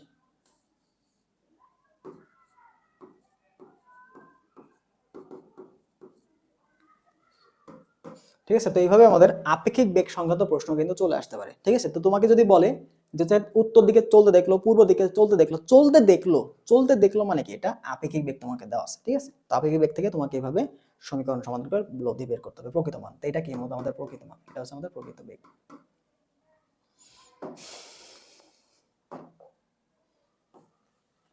তারপর পরবর্তী প্রশ্ন তোমাকে বলছে সামান্তরিকের দুইটা কর্ণ তোমাকে দেওয়া আছে, এ ও বি। তাহলে সামান্তরিকের ক্ষেত্রফল কত? তো এখানে দুইটা সূত্র আমাদের লাগে। একটা হচ্ছে দেখো যদি বাহু তোমাকে দেওয়া থাকে, ঠিক আছে, যদি বাহু দেওয়া থাকে, এ ও বি যদি বাহু হয়, এ ও বি বাহু হলে, এ ও বি বাহু হলে ক্ষেত্রফল, এ ও বি যদি বাহু হয় তাহলে ক্ষেত্রফল হচ্ছে তোমার জাস্ট এ ক্রস বি এর মান। এ ক্রস বি এর মান। আর যদি কর্ণ হয়, কর্ণ হলে এটা সামনে হাফ চলে আসবে। হ্যাঁ, হাফ ইন্টু এ ক্রস বি। ঠিক আছে, হাফ ইন্টু এ ক্রস বি। তাহলে আমরা প্রথম কাজ কি? আমাদের এ ক্রস বিটা বের করতে হবে, তারপর তার মানকে হাফ দিয়ে ভাগ করে দিতে হবে বা গুণ করে দিতে হবে, সরি হাফ দিয়ে গুণ করে দিতে হবে। প্রথম কাজ আমাদেরকে এ ক্রস বি বের করো। তাহলে উপরে কি হবে? আই জে, এরপরে কে, এ আগে আসেন, তাহলে এর সবগুলো আগে নাও। তাহলে এখানে 3, এখানে হচ্ছে 1, এখানে হচ্ছে -2, এরপরে দেখো এখানে 1, এখানে -3, এরপর এখানে হচ্ছে 4। ঠিক আছে, তো এখানে আমরা ক্রস গুণটা বের করে ফেলি। দেখো আই, তাহলে আই সব সারি কলাম বাদ, তাহলে এখানে দেখো 4 একে 4, মাইনাস হচ্ছে +6, মাইনাস হয়ে গেল সূত্র, মাইনাস হচ্ছে জে। ঠিক আছে, জে যদি তাহলে জে সারি কলাম বাদ, 3 4 12, কত দেখো তো কোনটা বাদ গেল আমাদের? এখানে জে নিছি না, তাহলে জে সারি কলাম বাদ, তাহলে 3 4 12, এই যে 3 4 12 মাইনাস, এখানে আছে 1, এখানে আছে -2, মাইনাস হচ্ছে মাইনাসে প্লাস হয়ে গেল, +2 হয়ে যাবে। ঠিক আছে, প্লাস হচ্ছে কে যদি নেই, কে যদি নেই তাহলে কে সারি কলাম বাদ তাহলে -9 1 আছে 1, তাহলে এখানে কি -1 হবে। ঠিক আছে, তাহলে দেখো এখানে আমরা কত পাচ্ছি -2i প্লাস হচ্ছে 14j, তারপর হচ্ছে -10। তাহলে আমাদের কিন্তু ভেক্টরটা পেয়ে গেছি, a ক্রস b পেয়ে গেছি। তাহলে এখন আমাদের কাজ কি, a ক্রস b এর মানটা বের করা, ঠিক আছে। √2 এর পুরো স্কয়ার যোগ হচ্ছে 14 এর পুরো স্কয়ার যোগ হচ্ছে 10 এর পুরো স্কয়ার, ভ্যালুগুলো বসাই দিবা আলটিমেট মানটা পেয়ে যাবা। ঠিক আছে, তো দেখো এখানে কত আসছে মান, এখানে তোমার 100, এখানে আছে 200, 300 আসে, √300। তাহলে ক্ষেত্রফল কত হবে, ক্ষেত্রফল half into a cross b এর মান।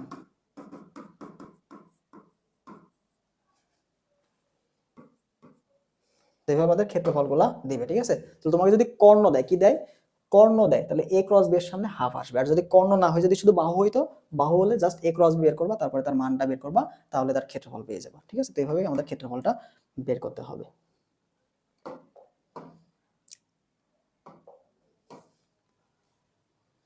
এবার দেখো দুইটা ভেক্টরের মধ্যবর্তী কোণ তোমাকে বের করতে বলছে, তাহলে মধ্যবর্তী কোণ আমরা কিছু নাই করলাম একটা।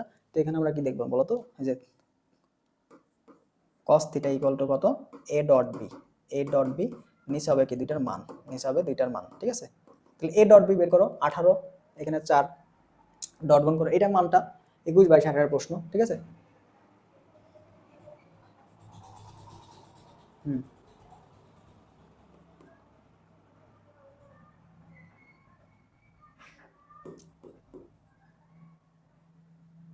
তারপরে আছে তোমার যে সব আছে, এখানে 2, এখানে আছে -6, তার মানে কত -12। এরপর দেখো এখানে -12 আছে, এখানে 5, তার মানে -60 ডিভাইড বাই, এবারে মানগুলো বের করতে হবে। ঠিক আছে, তো এখানে যে ক্যালকুলেশনটা আমার নিচে কিছু করার দরকার নাই, দেখো নিচে যা সামথিং আসুক সমস্যা নেই। দেখো -12 -60 কত হলো, -72, এখানে আছে কত 72, তার উপরে আলটিমেটলি এই পাশে 0 হয়ে যাবে। ঠিক আছে, এই পাশে কি হয়ে যাবে 0, তাহলে cos θ এটা সমান 0, তাহলে θ এটা সমান কত, আলটিমেটলি cos ইনভার্স 0, যার মান কত 90 ডিগ্রি।